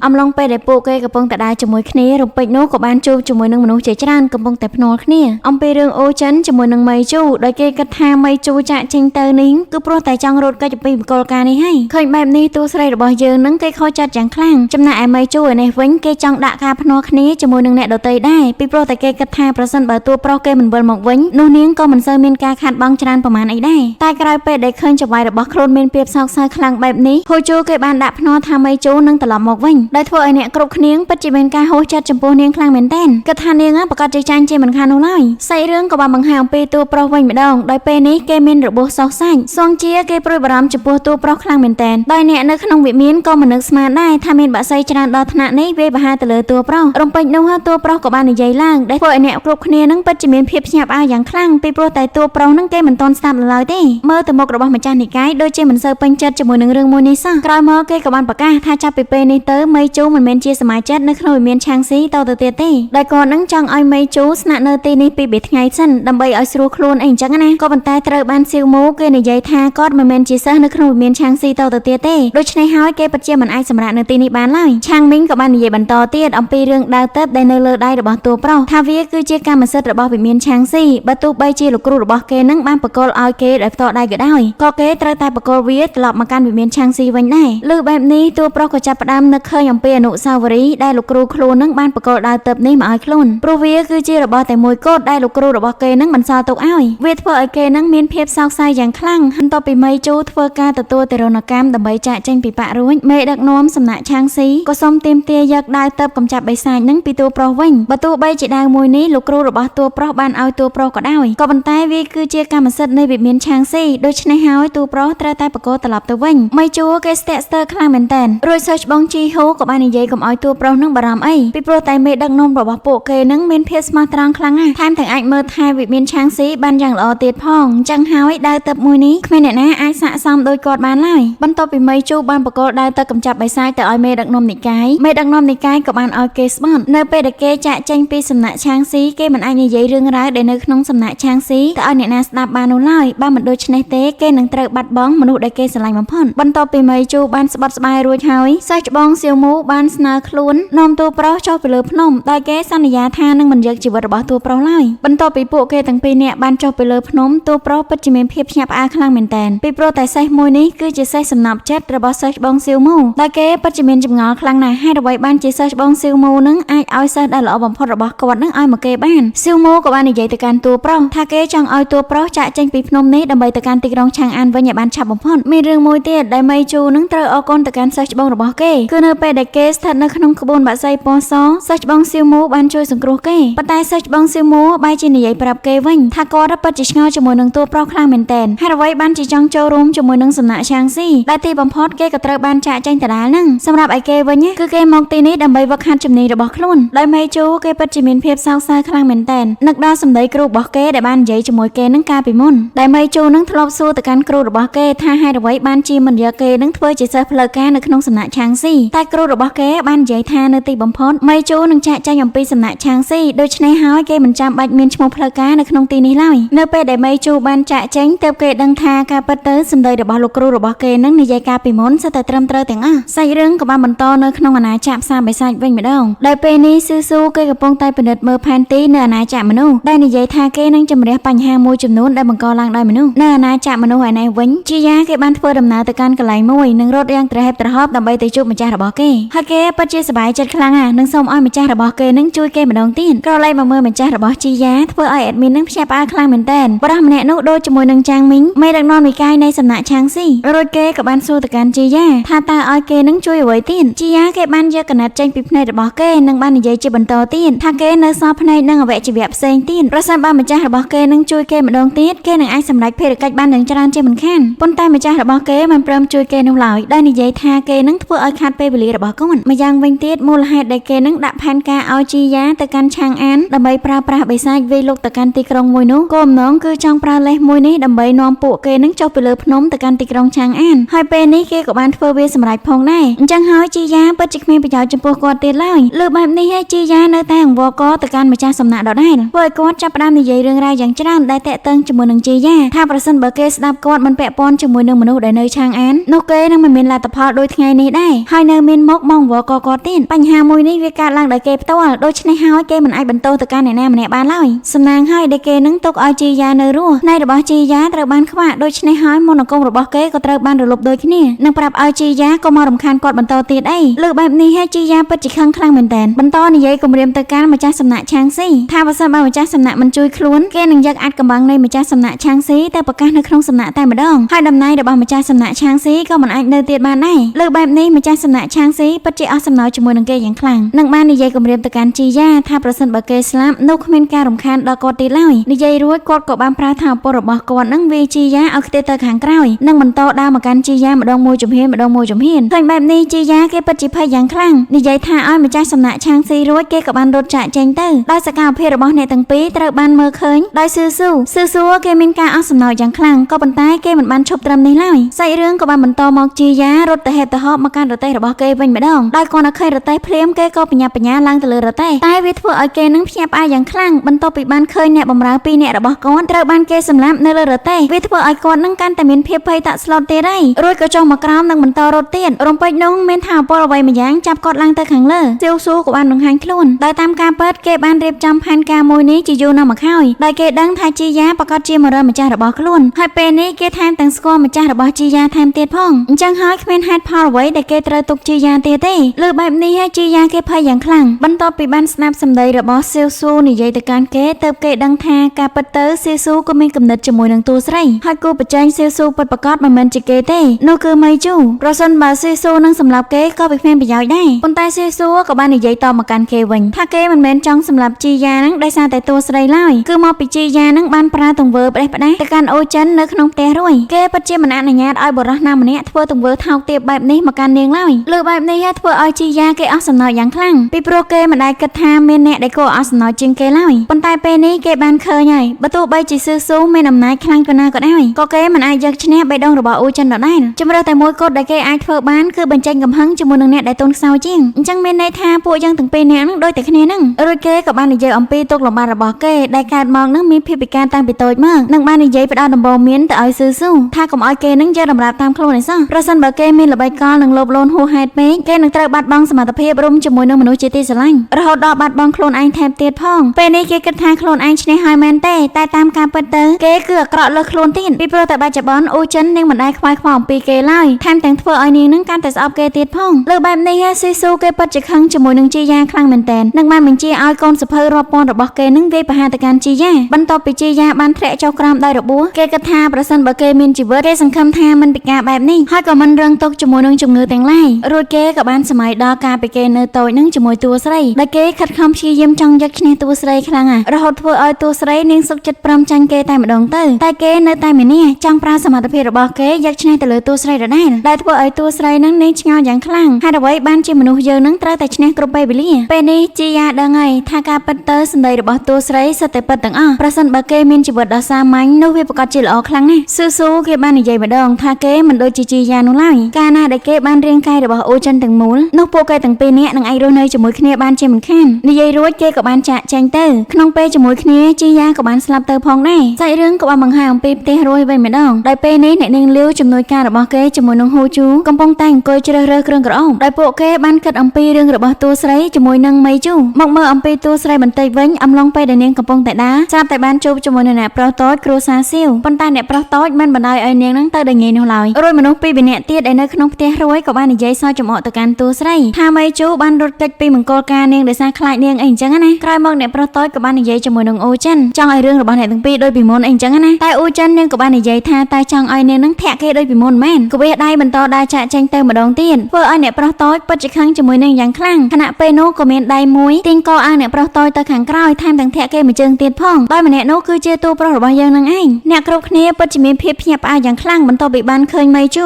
ដោយមេជូបានប្រកាសទៅកាន់អ្នកគ្រប់គ្នាថាវាគឺជាកំហុសរបស់គេដែលវិលត្រឡប់មកកាន់ទីក្រុងឆាងអានយឺនហើយគេក៏បានប្រកាន់អ្នកដែលបាននិយាយអំពីរឿងរបស់គេដែរប៉ុន្តែគេមិនអនុញ្ញាតឲ្យមានអ្នកណាម្នាក់ហ្នឹងធ្វើបាបមកកាន់អូចិនឡើយឃើញបែបនេះអ្នកប្រុសតូចពិតជាមិនសុខចិត្តយ៉ាងខ្លាំងក៏ប៉ុន្តែតួប្រុសបានបន្ថែមទៀតថាប្រសិនបើគេនឹងចង់រកខុសរកត្រូវគួរតែទៅកាន់ព្រះរាជាដើម្បីឲ្យទ្រង់ហ្នឹងគឺជាអ្នកសម្រេចតែអ្វីដែលគេចង់បញ្ជាក់ទៅប្រាប់អ្នកប្រុសតូចស្វាមីទាំងអស់ដែលនៅលើពិភពលោកនេះត្រូវតែការពារភរិយារបស់ខ្លួនលើពាក្យភរិយាបែបនេះធ្វើឲ្យអ្នកគ្រប់គ្នានឹងភ្ញាក់ផ្អើលមកតាំងទៀតហើយចំណែកអូចិននឹងនៅខឹងជាមួយនឹងតួប្រុសទោះបីជាមេជូប្រឹងបកស្រាយក៏នាងមិនស្ដាប់ដែរនឹងបន្តដើរចាក់ចែងពីទីនោះទៅឃើញភាពម្នាក់របស់តួស្រីមេជូក៏មិនបានគិតអ្វីច្រើនឡើយរួចក៏បានយកនាងនឹងបោះទៅលើសៃហើយបញ្ជូនទៅកាន់ផ្ទះគេតែម្ដងបន្ទាប់ពីបានទៅដល់ផ្ទះគេភ្លាមគេក៏បានឲ្យអាហួរនឹងទៅទិញអីវ៉ាន់ទៅតែអាហួរគេបានប្រកែកដែលធ្វើឲ្យគាត់នឹងចាប់ផ្ដើមសញ្ញោផ្នែកដាក់អាហួរទើបអាហួរយល់អំពីហេតុការណ៍នឹងបានចេញទៅទិញអីវ៉ាន់ក្រោយមកតួប្រុសក៏បាននិយាយអំពីទោសកំហុសរបស់ខ្លួនដែលមកកាន់ទីក្រុងឆាងអានវិញយឺនក៏ប៉ុន្តែអូចិននាងបែរជាគិតថាមេជូមានដៃគូនៅឯឈូជើទើបគេនឹងទៅកាន់ឈូជើយូរម្លេះម្យ៉ាងវិញទៀតប្រហែលជាដៃគូរបស់គេនឹងមិនព្រមទទួលស្គាល់គេបានជាគេនឹងសុកចិត្តត្រឡប់មកកាន់ឆាងអានវិញមេជូគេឆ្ងល់ខ្លាំងមែនតើនឹងបាននិយាយទៅកាន់តួស្រីថាតានាងកំពុងតែសរសេររឿងមែនអត់លើបែបនេះអូចិនគេខឹងជាមួយនឹងមេជូលើដើមឃើញបែបនេះមេជូក៏បានលើកដៃស្បត់ទៅឲ្យតួស្រីតែម្ដងទៅថាគេនឹងស្រឡាញ់តែនាងម្នាក់ប៉ុណ្ណោះមូលហេតុដែលគេមកយឺតមកពីគេនឹងមិនបានគេពិចារណាអំពីរឿងពេលវេលាបានច្បាស់លាស់ចឹងហើយសូមឲ្យតួស្រីនឹងលើកលែងទៅឲ្យគេផងក្រោយមកគេក៏បាននាំតួស្រីទៅកាន់ផ្លាកព្រលឹងរបស់ឪពុកម្ដាយគេរួចគេក៏បាននិយាយរៀបរាប់អំពីជីវិតស្នេហារបស់ឪពុកម្ដាយគេរហូតបានបង្កើតគេចេញមកពួកគេទាំង3នាក់បានរស់នៅជាមួយគ្នាប្រកបដោយក្តីសុខរហូតដល់ពេល18ឆ្នាំមុនឪពុកម្ដាយរបស់គេក៏ត្រូវបានស្លាប់នៅក្នុងភាពវឹកវរនៃទីក្រុងឆាងអានហើយគ្រួសារមីក៏បានបញ្ជូនគេទៅកាន់ឈូជើគេមិនដែលគិតទៅតែសោះថាគេនឹងត្រូវរងជាមួយនឹងភាពអត់ឃ្លានរួមជាមួយនឹងភាពរងានៃរាងកាយរបស់គេប៉ុន្តែវាក៏ជាសំណាងល្អដែលគេនឹងត្រូវបានម្ចាស់របស់ខ្លួនយកទៅចិញ្ចឹមនៅពេលដែលគេបានឃើញភាពអ៊ូអរនៅក្នុងទីក្រុងឆាងអានគេនៅតែមិនដែលគិតអំពីសេចក្តីប្រាថ្នាហើយក៏ធ្លាប់គិតថាពិភពលោកមួយនេះមិនមែនជាកន្លែងរបស់គេឡើយរហូតដល់គេនឹងបានជួបជាមួយនឹងអូចិននាងគឺជាមនុស្សដ៏អស្ចារ្យនិងក្លាហានបំផុតដែលគេមិនដែលធ្លាប់ជួបកន្លងមកបើទោះបីជាគេមិនមែនជាមនុស្សល្អគ្រប់គ្រាន់សម្រាប់នាងក៏ដោយតែពេលនេះគេពិតជាមានសំណាងខ្លាំងណាស់ដែលបានជួបជាមួយនឹងនាងរួចមេជូក៏បានសុំតួស្រីរៀបការនៅក្នុងពេលនោះតែម្ដងទៅ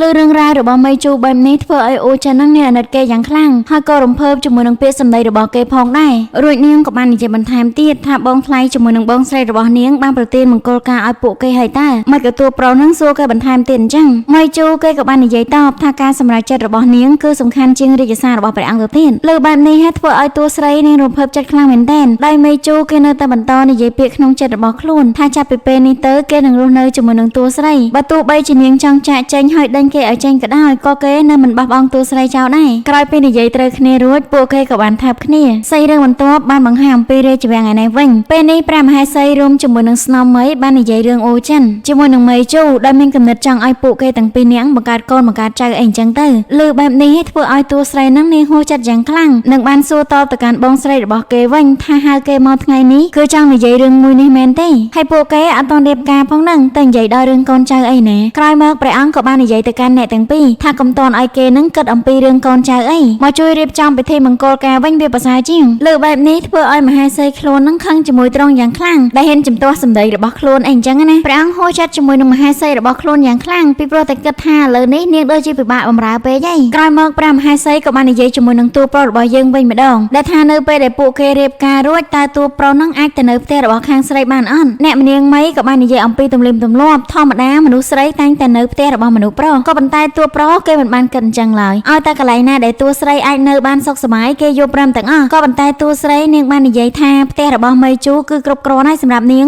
រួចព្រះអង្គក៏បានជ្រើសរើសថ្ងៃល្អសម្រាប់ពួកគេទាំងពីរដោយព្រះមហាសីនៅតែបន្តហៅតួប្រុសនឹងឲ្យទៅជួបជាមួយគាត់តែពីរនាក់ឃើញបែបនេះអូចិននាងមានការបារម្ភខ្លាំងមែនទែនពីព្រោះតែបងស្រីរបស់នាងគឺជាមនុស្សដែលពិបាកផ្គប់ចិត្តបន្ទាប់ពីព្រះមហាសីបានហៅមេជូឲ្យទៅនិយាយជាមួយខ្លួនគាត់បានរៀបរាប់អំពីរឿងជាច្រើនដែលតាក់ទងជាមួយនឹងអូចិនជាពិសេសគឺរឿងរ៉ាវដែលកើតឡើងកាលពី18ឆ្នាំមុនដែលធ្វើឲ្យអូចិននឹងនាងស្ទើរតែបាត់បង់ជីវិតក៏ប៉ុន្តែព្រះអាចប្រទានពរឲ្យនាងបើទោះបីជានាងជាសះស្បើយក៏ដោយប៉ុន្តែអត្តចរិតរបស់នាងត្រូវបានផ្លាស់ប្ដូរទាំងស្រុងប្រជាជនតែងតែនិយាយអំពីឆន្ទៈជាមួយនឹងភាពក្លាហានរបស់នាងក៏ប៉ុន្តែនៅក្នុងផ្លេចរបស់ទ្រង់នាងហាក់បីដូចជាកំពុងតែលាក់អ្វីម្យ៉ាងនៅខាងក្រៅខ្នងហើយឪពុករបស់គេក៏ដឹងរឿងនេះដូចគ្នាប៉ុន្តែគាត់ពិតជាមិនអាចធ្វើអ្វីបានឡើយរំពេចនោះតួប្រុសក៏បាននិយាយបន្តទៀតថាព្រះមហាសីគិតថាអូចិននាងមានបញ្ហាដែលនៅក្នុងចិត្តរបស់នាងមិនទាន់បានដោះស្រាយមែនអត់ដោយព្រះមហាសីទ្រង់ក៏បានប្រកាសចិត្តដែរក៏ប៉ុន្តែរាល់ពេលដែលតួស្រីមានបញ្ហានាងមិនដែលនិយាយប្រាប់អ្នកណាគេទាំងអស់រួចអូម៉ៃក៏បានប្រាប់កុំឲ្យព្រះមហាសីនឹងបារម្ភអីនឹងបានសរសើរទៅកាន់លក្ខណៈសម្បត្តិរបស់អូចិនជាច្រើនទៀតដែលគេពិតជាមានសំណាងខ្លាំងណាស់ដែលបានរស់នៅក្បែរនាងលើបែបនេះព្រះមហាសីក៏ស្ងប់ចិត្តដែររួចទ្រង់ក៏បាននិយាយអំពីឪពុករបស់ខ្លួនវិញម្ដងដោយម្ដាយរបស់នាងបានស្លាប់ទៅតាំងពីយូរហើយទើបធ្វើឲ្យឪពុករបស់នាងនឹងមានចរិតលេងច្រើនដូចជាកូនក្មេងហើយរឿងមួយនេះក៏ធ្វើឲ្យនាងបារម្ភផងដែរពីព្រោះតែនាងពិតជាមិនអាចទៅមើលថែគាត់បានឡើយពេលនេះព្រះមហាសីទ្រង់បានទុកចិត្តតួប្រុសរបស់យើង 100% ហើយនឹងបកគោអូចិនទៅឲ្យគេផងដែរដោយទ្រង់សង្ឃឹមថាតួប្រុសនឹងអាចដោះស្រាយបញ្ហាដែលនៅក្នុងចិត្តរបស់នាងបានបន្ទាប់ពីមេជូបានចាក់ចេញទៅព្រះមហាសីក៏បាននិយាយជាមួយនឹងឪពុករបស់ខ្លួនដែលគាត់ក៏បានស្ដាប់អំពីសម្ដីរបស់មេជូនិយាយដូចគ្នាធ្វើឲ្យគាត់នឹងមានអារម្មណ៍ថាធូរស្បើយខ្លាំងមែនទែនក្រោយមកសាច់រឿងក៏បានបង្ហាញអំពីទីលំនៅរបស់តួស្រីដែលពេលនេះត្រូវបានគេរៀបចំសម្រាប់ទទួលបណ្ដាការដោយបណ្ដាការរបស់តួប្រុសពិតជាច្រើនខ្លាំងមែនទែនក៏ប៉ុន្តែគេមានបណ្ដាការតែមួយគត់ដែលសំខាន់បំផុតដែលតួស្រីស្ដាប់លើហើយនឹងពិតជាអស់សំណើចខ្លាំងមែនទែនចំណែកឯលោកម្ចាស់អូគាត់ពិតជាភ្ញាក់ផ្អើលខ្លាំងណាស់ក្រោយពេលដែលឃើញបណ្ដាការរបស់គេក៏ប៉ុន្ត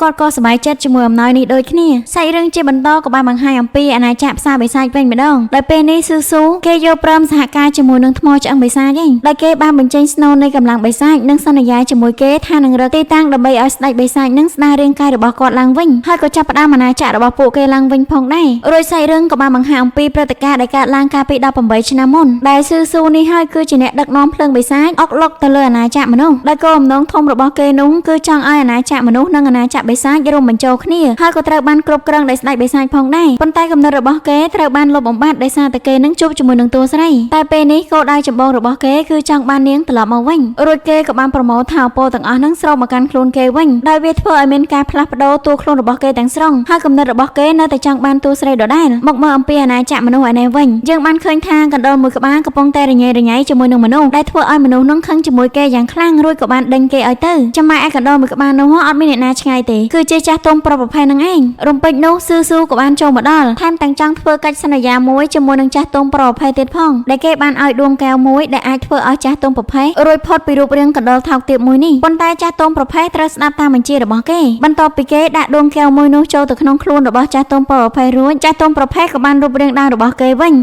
ក្រោយពេលដែលកណ្ដុរប្រុសប្រភេទបានរូបរាងរបស់គេមកវិញគេពិតជាអរគុណចំពោះស៊ូខ្លាំងមែនទែនដែលយកព្រមធ្វើតាមសំណើរបស់ស៊ូគ្រប់យ៉ាងក្រោយពេលដឹងថាស៊ូមានការចងចាំពីអតីតកាលកណ្ដុរប្រុសប្រភេទក៏ចង់ឲ្យគេនឹងផ្សារភ្ជាប់ទំនាក់ទំនងជាមួយនឹងស្ដេចបិសាចឡើងវិញក៏ប៉ុន្តែស៊ូបានប្រាប់គេកុំឲ្យគេបារម្ភអីគិតតែពីការងាររបស់គេទៅដោយឡែកចាស់ទុំប្រុសប្រភេទគឺជាបិសាចតាំងពីយូរណាស់មកហើយគេប្រកាសជាដឹងអំពីព្រឹត្តិការណ៍ផ្សេងៗដែលកើតឡើងនៅទីនេះថែមទាំងគម្រាមទៅកាន់ចាស់ទុំប្រុសប្រភេទបន្ថែមទៀតថាប្រសិនបើគាត់មិនមានភាពស្មោះត្រង់ជាមួយនឹងគេនឹងឲ្យគាត់ខ្លាយទៅជាកណ្ដុរវិញដោយគោលដៅរបស់ស៊ូគឺចង់ឲ្យចាស់ទុំប្រុសប្រភេទរកស្នូលទៅរបស់ទីរូបអាក្រក់នឹងយកមកឲ្យគេសាច់រឿងក៏បានបង្ហាញអំពីបរិសម្នាក់ដែលមើលទៅគាត់ដូចជាអ្នកសិក្សាកំពុងតែអានសភៅដោយអារម្មណ៍ងយគេងស្រាប់តែមានពន្លឺមួយនឹងហោះជុំវិញក្បាលរបស់គាត់ដែលធ្វើឲ្យគាត់ពិតជាមានការសង្ស័យខ្លាំងមែនទែនក្រោយមកកូនពន្លឺមួយនោះក៏បានចូលទៅក្នុងក្បាលរបស់គេដែលធ្វើឲ្យគេនឹងបាត់បង់ស្មារតីមួយរំពេញដោយសម័យរវើរវាយម្នាក់ឯងដូចជាមនុស្សឈួតធ្វើឲ្យអ្នកគ្រប់គ្នាពិតជាមានការភ្ញាក់ផ្អើលជាមួយនឹងកាយវិការរបស់គេខ្លាំងមែនទែនសាច់រឿងបន្តក៏បានបង្ហាញអំពីនារីម្នាក់ដែលគាត់កំពុងតែដាំទឹកវិញម្ដងមើលទៅគា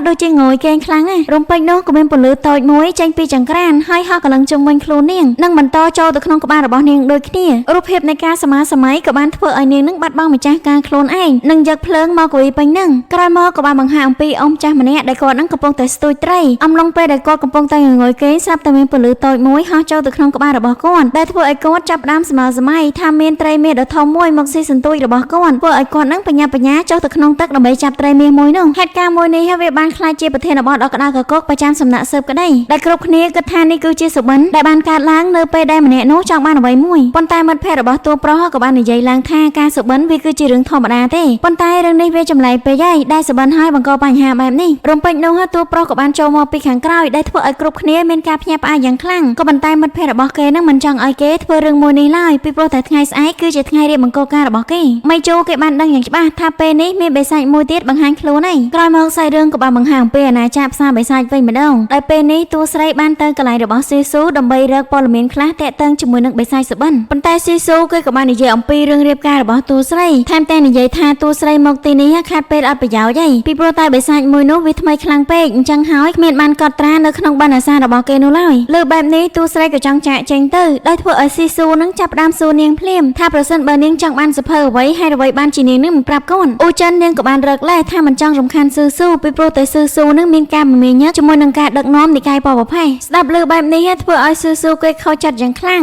និងបន្តកំទេចសភើរបស់គេចោលអូចិននាងភ្ញាក់ផ្អើលជាមួយនឹងសកម្មភាពរបស់គេខ្លាំងមែនទែនដោយស៊ឺស៊ូក៏បាននិយាយបន្តទៀតថាប្រសិនបើពួកវាគ្មានប្រយោជន៍សម្រាប់តួស្រីទៀតទេគួរតែបំផ្លាញវាចោលទៅដោយតួស្រីនឹងដឹងយ៉ាងច្បាស់អំពីចេតនារបស់ស៊ឺស៊ូរួចក៏បន្តនិយាយថាថ្ងៃស្អែកនេះនាងត្រូវរៀបការនិងឲ្យគេគិតអំពីជីវិតផ្ទាល់ខ្លួនរបស់គេទៅក៏ប៉ុន្តែស៊ឺស៊ូគេនៅតែប្រកែកពីព្រោះតែគេនឹងចង់បានតួស្រីឲ្យត្រឡប់មកដូចដើមវិញប៉ុន្តែអូចិនបែរជាមិនត្រូវការគេរួចអូចិននាងក៏បាននិយាយតបទៅកាន់គេវិញថាម្ចាស់គ្រប់គ្រងអាណាចក្របិសាចមួយនេះត្រូវការគេខ្លាំងណាស់តែវាមិនយ៉ាងឯកដូចគ្នាទៅស៊ូគេពិតជាខកបំណងជាមួយនឹងតួស្រីខ្លាំងមែនទែននឹងបាននិយាយប្រាប់ទៅកាន់តួស្រីកុំឲ្យបារម្ភពីគេអីចាប់ពីថ្ងៃនេះទៅគេនឹងបំពេញតួនាទីរបស់គេឲ្យបានល្អបំផុតសម្រាប់រឿងផ្សេងទៀតគេនឹងគ្រប់គ្រងវាដោយខ្លួនឯងរួចតួស្រីក៏បានអរគុណគេរយៈពេល18ឆ្នាំមុននេះគ្មានអ្នកណាយល់ពីនាងដូចជាគេឡើយបន្ទាប់ពីតួស្រីបានចាក់ចេញទៅថ្មឆ្អឹងបុរាណក៏ចាប់ផ្ដើមបង្ហាញខ្លួនម្ដងទៀតនិងសើចចំអកទៅកាន់ស៊ូយ៉ាងខ្លាំងដែលធ្វើឲ្យស៊ូនឹងកាន់តែមានកំហឹងកើនឡើងនិយាយពីរឿងតួស្រីរបស់យើងវិញម្ដងដែលពេលនេះនាងពិតជាបញ្ញាខ្លាំងណាស់រូបរាងឆ្មារបស់នាងប្រែកាឡាបានតែពេលយប់តែប៉ុណ្ណោះអញ្ចឹងហើយវាក៏ចិត្តដល់ពេលព្រឹកដូចគ្នាធ្វើឲ្យតួស្រីនឹងបញ្ញាលោតចុះទៅខាងក្រោមតែមានណាអ្នកទាំងអស់គ្នាព្រះអាទិត្យក៏ចាប់ផ្ដើមរះធ្វើឲ្យរូបឆ្មារបស់គេប្រែទៅជាមនុស្សភ្លាមនឹងបានធ្លាក់ចុះមកខាងក្រោមសំណាងពេលនោះអត់មានមនុស្សនៅប្រសិនបើមានមនុស្សអីតួស្រីប្រកាសជាខ្មាស់គេស្លាប់ហើយរួចនាងក៏បន្តស្ទុះស្ទាទៅកាន់បន្ទប់ដើម្បីគេងមនុស្សម្នាចាប់ផ្ដើមមកអូនៅមុខផ្ទះរបស់នាងដើម្បីអបអរសាទរកម្មវិធីមង្គលការចំណែកឯលោកម្ចាស់អូក៏បានចូលទៅក្នុងបន្ទប់របស់តួស្រីហៅនាងឲ្យក្រោកផងដែរគាត់រត់ពិតជាហួសចិត្តយ៉ាងខ្លាំងនៅពេលដែលឃើញនាងមិនទាន់ក្រោកពីគេងបែបនេះនឹងបានស្ដីបន្ទោសនាងឲ្យនាងក្រោកឡើងពីព្រោះតែថ្ងៃនេះគឺជាថ្ងៃមង្គលការរបស់នាងក៏ប៉ុន្តែអូចិនណានាងក៏បាននិយាយថាវាគឺជាថ្ងៃមង្គលការរបស់នាងមិនមែនជាថ្ងៃមង្គលការរបស់គាត់ឯណាហេតុអ្វីបានជាគាត់នឹងភ័យស្លន់ស្លោខ្លាំងម្ល៉េះលើបែបនេះឪពុករបស់ខ្លួនពិតជាហួសចិត្តយ៉ាងខ្លាំងនឹងបានឲ្យអ្នកបម្រើនឹងអស់នាងឡើងដើម្បីយកទៅមួយទឹករៀបចំខ្លួនចំណែកឯរទេះលារបស់កូនកំឡោះក៏បានធ្វើដំណើរមកកាន់ខេត្តឋានរបស់កូនស្រីដូចគ្នាបន្តមកដល់មេស៊ឺវិញម្ដងដោយពេលនេះគេបានហៅអ្នកទាំងអស់គ្នាមកជួបជុំដើម្បីរៀបចំផែនការធ្វើបាបទៅកាន់តួប្រុសរបស់យើងក៏ប៉ុន្តែមិត្តភ័ក្តិរបស់តួប្រុសក៏បាននិយាយថាហេតុអ្វីបានជាធ្វើបែបនេះដាក់កូនឃើញគាត់គឺជាបងប្អូនជីដូនមួយរបស់អ្នកប្រុសមេស៊ឺហើយតែមេស៊ឺគេមិនខ្វល់ឡើយពីព្រោះតែអូចិនគឺជាមិត្តសម្លាញ់របស់គេបើទោះបីជាអ្នកផ្សេងទៀតប្រឹងនិយាយហេតុផលប៉ុណ្ណាក៏ដោយក៏មេស៊ឺនៅតែមានលេសក្នុងការធ្វើបាបតួប្រុសរបស់យើងដដែលចំណែកអូចិននាងកំពុងតែរៀបចំខ្លួនពោពេញទៅដោយក្តីសង្ឃលុះដល់កូនកំឡោះបានមកដល់គេក៏បានឈានជើងចូលទៅខាងក្នុងខណៈពេលនោះកូនរបស់មេស៊ឺក៏បានចេញមកវេបហាទៅកាន់តួប្រុសយ៉ាងខ្លាំងប៉ុន្តែតួប្រុសបែរជានៅស្ងៀមធ្វើឲ្យសកម្មភាពរបស់ពួកគេនឹងឈប់មួយរំពេញមេស៊ឺគេក៏បានខត់ដើម្បីទាមទារយកអ្វីអីអញ្ចឹងណាតែមេជូមិនយល់អំពីអ្វីដែលគេនិយាយនោះឡើយមេស៊ឺគេក៏ចាប់ផ្ដើមនិយាយតទៅទៀតថាវាគឺជាទំនៀមទម្លាប់ដែលត្រូវឲ្យគេនឹងមករារាំងកូនកំឡោះនិងសុំឲ្យមេស៊ឺធ្វើតាមគេទៅកុំឲ្យគេនឹងបាក់មុខខ្លាំងពេកតែមេជូគេមិនខ្វល់នោះឡើយនឹងចង់បន្តដំណើរទៅមុខទៀតធ្វើឲ្យមេស៊ឺនឹងបានប្រកាសទៅប្រាប់អ្នកទាំងអស់គ្នាថាវាប្រហារទៅលើកូនកំឡោះនឹងម្ដងទៀតខណៈពេលនោះតួស្រីក៏បានចេញមកដោយនិយាយថាតើអ្នកណាហ៊ានធ្វើបាបកូនកំឡោះរបស់គេគ្រប់គ្នាពិតជាមានភាពភ្ញាក់ផ្អើលយ៉ាងខ្លាំងជាមួយនឹងសម្រស់របស់តួស្រីចំណែកឯកូនកំឡោះឯនេះវិញគេក៏ពេញចិត្តជាមួយនឹងនាងខ្លាំងដូចគ្នាបន្ទាប់មកកូនក្រមុំក៏បានឡើងទៅលើរទេះដើម្បីបញ្ជូនមកកាន់ផ្ទះរបស់កូនកំឡោះដោយមុនពេលចូលទៅក្នុងផ្ទះចៅមហាស្រីតម្រូវឲ្យមិត្តភ័ក្តិរបស់កូនក្រមុំយកផ្កាទៅជូនកូនក្រមុំសិននោះអាពាហ៍ពិពាហ៍មួយនេះនឹងត្រូវតាមប្រពៃណីប្រកបដោយសេចក្តីសុខក៏ប៉ុន្តែគ្មានអ្នកណាបានអះអាងថាជាមិត្តភ័ក្តិរបស់តួស្រីឡើយឃើញបែបនេះអ្នកនាងយ៉ាវចង់យកផ្កានឹងទៅឲ្យតួស្រីបើទោះបីជាអ្នកបម្រើរបស់នាងខាត់ក៏ដោយពីព្រោះតែតួស្រីនឹងបានជួយសង្គ្រោះជីវិតខ្លួនរៀបតែនឹងដើរទៅស្រាប់តែឃើញដៃមួយបាន លោកជាបការស្ទាតឲ្យកូនកំមុំដែលម្នាក់នោះគឺជាអ្នកនាងលាវគ្រប់គ្នាពិតជាមានភាពភ្ញាក់ផ្អើលខ្លាំងមែនទែនពីព្រោះតែអ្នកនាងលាវធ្លាប់តែជាគូប្រកួតប្រជែងជាមួយនឹងតួស្រីហើយអ្វីបានជាខ្លាចទៅជាមិត្តភក្តិរបស់តួស្រីទៅវិញរួចនាងក៏បាននិយាយសូមបញ្ចប់រឿងរ៉ាវទំនាស់រវាងពួកគេទាំងពីរអស់រយៈពេលជាច្រើនឆ្នាំហ្នឹងឲ្យបញ្ចប់តែត្រឹមនេះចោះពីព្រោះតួស្រីពិតជាមានភាពក្លាហានមែនទែនដែលសម្រេចចិត្តថារៀបការក្រោយមកនាងក៏បានជូនពរទៅកាន់តួស្រីរួចហ៊ូជូក៏បានយកផ្កាមកដោតឲ្យចៅហ្វាយរបស់ខ្លួនថែមទាំងជូនពរដូចគ្នាអំឡុងពេលដែលកម្មវិធីគោរពដូនតាបានចាប់ផ្ដើមចៅមហាបានកាត់សក់ពួកគេទាំងពីរនាក់ដើម្បីចងចំណងជាប្តីប្រពន្ធរួចក៏ធ្វើការគោរពដូនតាជាបន្តទៀតអំឡុងពេលនោះអ្នកទាំងពីរក៏បាននឹកឃើញរាល់អនុស្សាវរីយ៍ដែលពួកគេនឹងធ្លាប់មានកន្លងមកហើយវាក៏ជាពេលវេលាដ៏ល្អបំផុតសម្រាប់ពួកគេដោយគេសង្ឃឹមថាការលះបង់ដ៏ធំធេងរបស់ពួកគ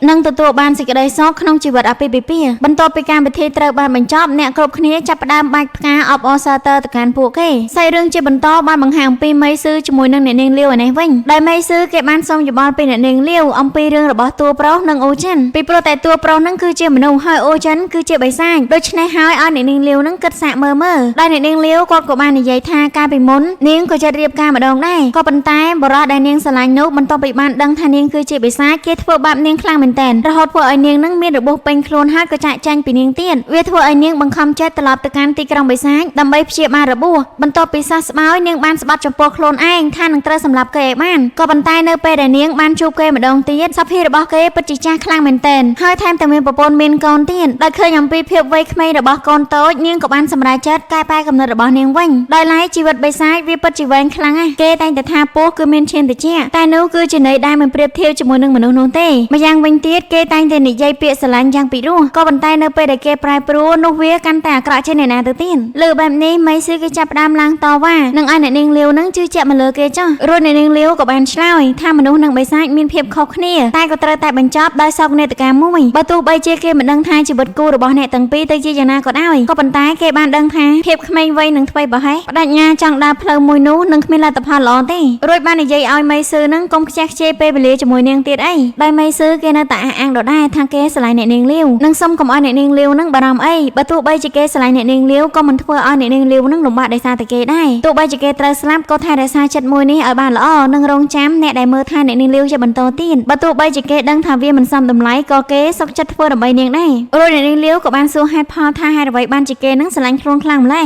មេស៊ឺគេមាននិយាយអីច្រើនទេគឺដោយសារតែនាងស្អាតហ្នឹងឯងហើយប្រសិនបើថ្ងៃនេះនាងស្លៀកពាក់រ៉ូបបង្គោលការជាមួយនឹងអូចិនគេប្រកាសជាភ្នាល់ថានាងគឺជាអ្នកឈ្នះនិយាយរួចគេក៏បានសុំអ្នកនាងលាវនឹងទៅជួបតួប្រុសរបស់យើងដើម្បីធ្វើការផឹកស្រាអ្នកនាងលាវពិតជាស្និទ្ធស្នាលជាមួយនឹងពាក្យសម្ដីរបស់គេយ៉ាងខ្លាំងចំណែកឯមេស៊ឺឯនេះវិញគេក៏ខូចចិត្តមិនស្ទើរប៉ុន្មានដែរសាច់រឿងក៏បានបង្ហាញអំពីតួស្រីវិញម្ដងដោយពេលនេះនាងពិតជាងងុយគេងខ្លាំងណាស់ក៏ប៉ុន្តែនាងមិនអាចលួចគេងបានឡើយពីព្រោះតែអ្នកបម្រើរបស់នាងនៅយាមនាងជាប់ដោយអូចិននាងពិតជាអាណិតទៅកាន់ខ្លួនឯងខ្លាំងមែនទែនថាកូនក្រមុំនៅឆាងអានមានតែនាងទេដែលអត់រងុយបែបនេះរួចនាងក៏បិទភ្នែកគេងជាបន្តទៀតសាច់រឿងបន្ទាប់បានបង្ហាញអំពីអ្នកប្រុសមេស៊ឺវិញម្ដងដោយពេលនេះគេផឹកស្រវឹងរហូតដល់សន្លប់រំពេចនោះស្រាប់តែមានពន្លឺតូចមួយហោះចូលទៅក្នុងក្បាលរបស់គេពួកឲ្យគេនឹងចាប់ផ្ដើមបើកភ្នែកឡើងភ្លាមនិងបានសម័យថាគេនឹងបានរៀបការជាមួយនឹងអ្នកនាងលាវរួចក៏ស្ទុះចេញមកក្រៅរកអ្នកនាងលាវនិងសារភាពថាខ្លួនស្រឡាញ់គេខ្លាំងណាស់អីចឹងណាហើយទីបំផុតគេក៏បានរៀបការជាមួយនឹងអ្នកនាងលាវពិតប្រាកដមែនបន្ទាប់ពីបានឃើញរូបភាពអញ្ញាញ៉ៃរបស់មេស៊ឺទូប្រុសរបស់យើងដឹងថាគេនឹងត្រូវបានវិញ្ញាណអាក្រក់គ្រប់គ្រងហើយនៅពេលជាមួយគ្នានោះផងដែរមេស៊ឺគេចង់ថាបទៅកាន់អ្នកនាងលាវដែលអ្នកនាងលាវដឹងកាន់តែច្បាស់ថាគេត្រូវបានបិសាចគ្រប់គ្រងដូច្នេះហើយគាត់ត្រូវតែរកវិធីសាស្ត្រដើម្បីឲ្យគេនឹងដឹងខ្លួនឡើងវិញរំពេចនោះគេក៏បានយកបានស្រាម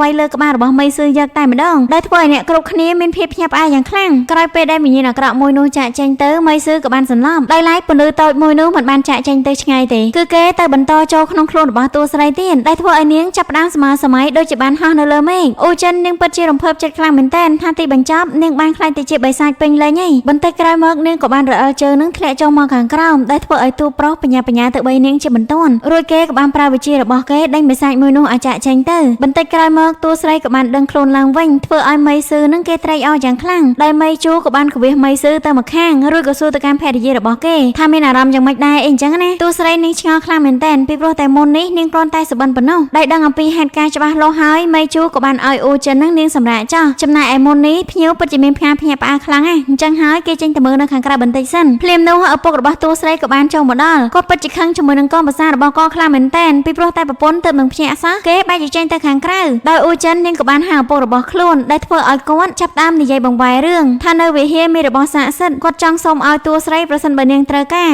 រួចអូចិនណានាងក៏បាននិយាយថាសុំ2ម៉ឺនដើម្បីឲ្យនាងមួយនិងមីស៊ឺមួយបន្ទាប់ពីឪពុករបស់គេបានចាកចេញទៅមីស៊ឺក៏បាននិយាយជាមួយនឹងតួស្រីអំពីបញ្ហាមួយនេះថែមទាំងឆ្ងល់ទៀតផងពីព្រោះតែតួស្រីគឺជាស្ដេចឆ្មាហេតុអ្វីបានជាគេនឹងមានរឿងបែបនេះកើតឡើងដែរពេលនេះតួស្រីនាងមិនបង្អង់យូរឡើយពីព្រោះតែបេសាចមួយនោះហ៊ានអុកឡុកនាងអំឡុងពេលដែលនាងនឹងកំពុងតែរៀបមង្គលការនាងមិនអាចបណ្ដោយឲ្យរឿងនេះកន្លងផុតទៅដោយងាយបានឡើយក្រោយមកតួប្រុសក៏បានទៅសំណាក់ស៊ើបក្តីដើម្បីស្វែងរកបេសាចមួយនេះដោយវាមានឈ្មោះថាបេសាចសុបិនមីជួគេឆ្ងល់ខ្លាំងមែនទែនថាបេសាចសុបិនគួរតែចេញមកនៅពេលយប់ហេតុអ្វីបានជាចេញមកនៅពេលថ្ងៃហើយចំពេលមង្គលការគេបែបនេះអញ្ចឹងមានន័យថារឿងមួយនេះមិនមែនជារឿងចៃដន្យនោះឡើយរំពេចនោះសាប់តែមានដៃពីរមកខ្ទប់ផ្នែករបស់គេពួកឲ្យគេបញ្ញាចាប់ដៃនោះជាបន្ទាន់ទើបដឹងថាវាគឺជាសិស្សប្អូនរបស់គេដោយពេលនេះសិស្សប្អូនរបស់គេបានលួចចុះពីលើភ្នំដើម្បីមកកាន់ទីក្រុងឆាងអានទៀតហើយសងជាគេក៏ស្មានមិនដល់ដែរថាថ្ងៃនេះគេមកចំពេលដែលមីជូនឹងរៀបមង្គលការហើយគេក៏មានអំណោយជូនមីជូបន្តិចបន្តួចដែរក៏ប៉ុន្តែនៅពេលដែលគេបានទៅដល់ផ្ទះមីជូសភាពគឺស្ងប់ស្ងាត់ខ្លាំងមែនទែនធ្វើឲ្យគេនឹងឆ្ងល់យ៉ាងខ្លាំងរួចមីជូក៏បាននិយាយថាមង្គលការរបស់គេត្រូវបានអុកឡុកដោយបិសាចម្នាក់វាបិសតែនឹងធ្វើឲ្យប្រពន្ធរបស់គេនឹងស្លាប់ទៀតផងលើបែបនេះសងជាពិតជាមានភាពភ្ញាក់ផ្អើលយ៉ាងខ្លាំងដោយតួប្រុសបន្តនិយាយអំពីបិសាចម្នាក់នោះទៀតថាវាគឺជាបិសាចសុបិនដែលមានល្បិចច្រើននិងពិបាកយល់ពីវាខ្លាំងណាស់ហើយវាតែងតែជ្រៀតចូលនៅក្នុងសុបិនរបស់មនុស្សបង្ខំឲ្យពួកគេបង្ហាញនៃក្តីសម័យរបស់ខ្លួនថែមទាំងឲ្យក្តីសម័យមួយនោះខ្លាយទៅជាការពិតទៀតក្រោយមកក៏ធ្វើសកម្មភាពអ្វីដែលពួកគេចង់បានក្រោយមកមីជូជាមួយនឹងសិស្សប្អូនរបស់គេក៏បានទៅរកបិសាចសាច់រឿងក៏បានបង្ហាញអំពីអាណាចក្របិសាចវិញម្ដងដោយពេលនេះតួស្រីពិតជាមានភាពភ្ញាក់ផ្អើលយ៉ាងខ្លាំងអំពីរឿងបិសាចសុបិនស៊ូក៏បាននិយាយអំពីគោលបំណងរបស់បិសាចសុបិននឹងទៅប្រាប់តួស្រីថាដំបូងវាគ្រាន់តែបង្កើតសុបិនអ្វីដែលមនុស្សចង់បានតែប៉ុណ្ណោះតែក្រោយមកវាក៏គ្រប់គ្រងសុបិននោះទាំងមូលបន្ទាប់ពីអូចិននាងបានស្ដាប់ហើយនាងក៏បានរៀបចំផែនការដើម្បីចាប់បិសាចសុបិនមួយនេះនៅក្នុងយប់នេះហើយវាប្រកាសជានៅក្នុងភ័ក្រអាគ្នេយ៍ជាមិនខាននោះឡើយទន្ទឹមជាមួយគ្នានោះដែរតួប្រុសក៏បានរៀបចំផែនការមួយនេះដូចគ្នាដោយវាត្រូវជាមួយនឹងផែនការរបស់តួស្រីយកតែម្ដងមីជូគេគ្រាន់តែសង្ឃឹមថានៅក្នុងទីក្រុងឆាងអាននេះនឹងលែងមានបិសាចហើយសាច់រឿងរបស់យើងក៏ត្រូវបានចប់តែត្រឹមនេះដូចគ្នាអរគុណប្រិយមិត្តទាំងអស់គ្នាសម្រាប់ការតាមដានទស្សនាការសម្ដែងរឿងរបស់ Admin ប្រសិនបើមានកំហុសឆ្គងសូមឲ្យប្រិយមិត្តអភ័យទោសឲ្យ Admin ផងជួបគ្នានៅវីដេអូជាបន្តបាយបាយ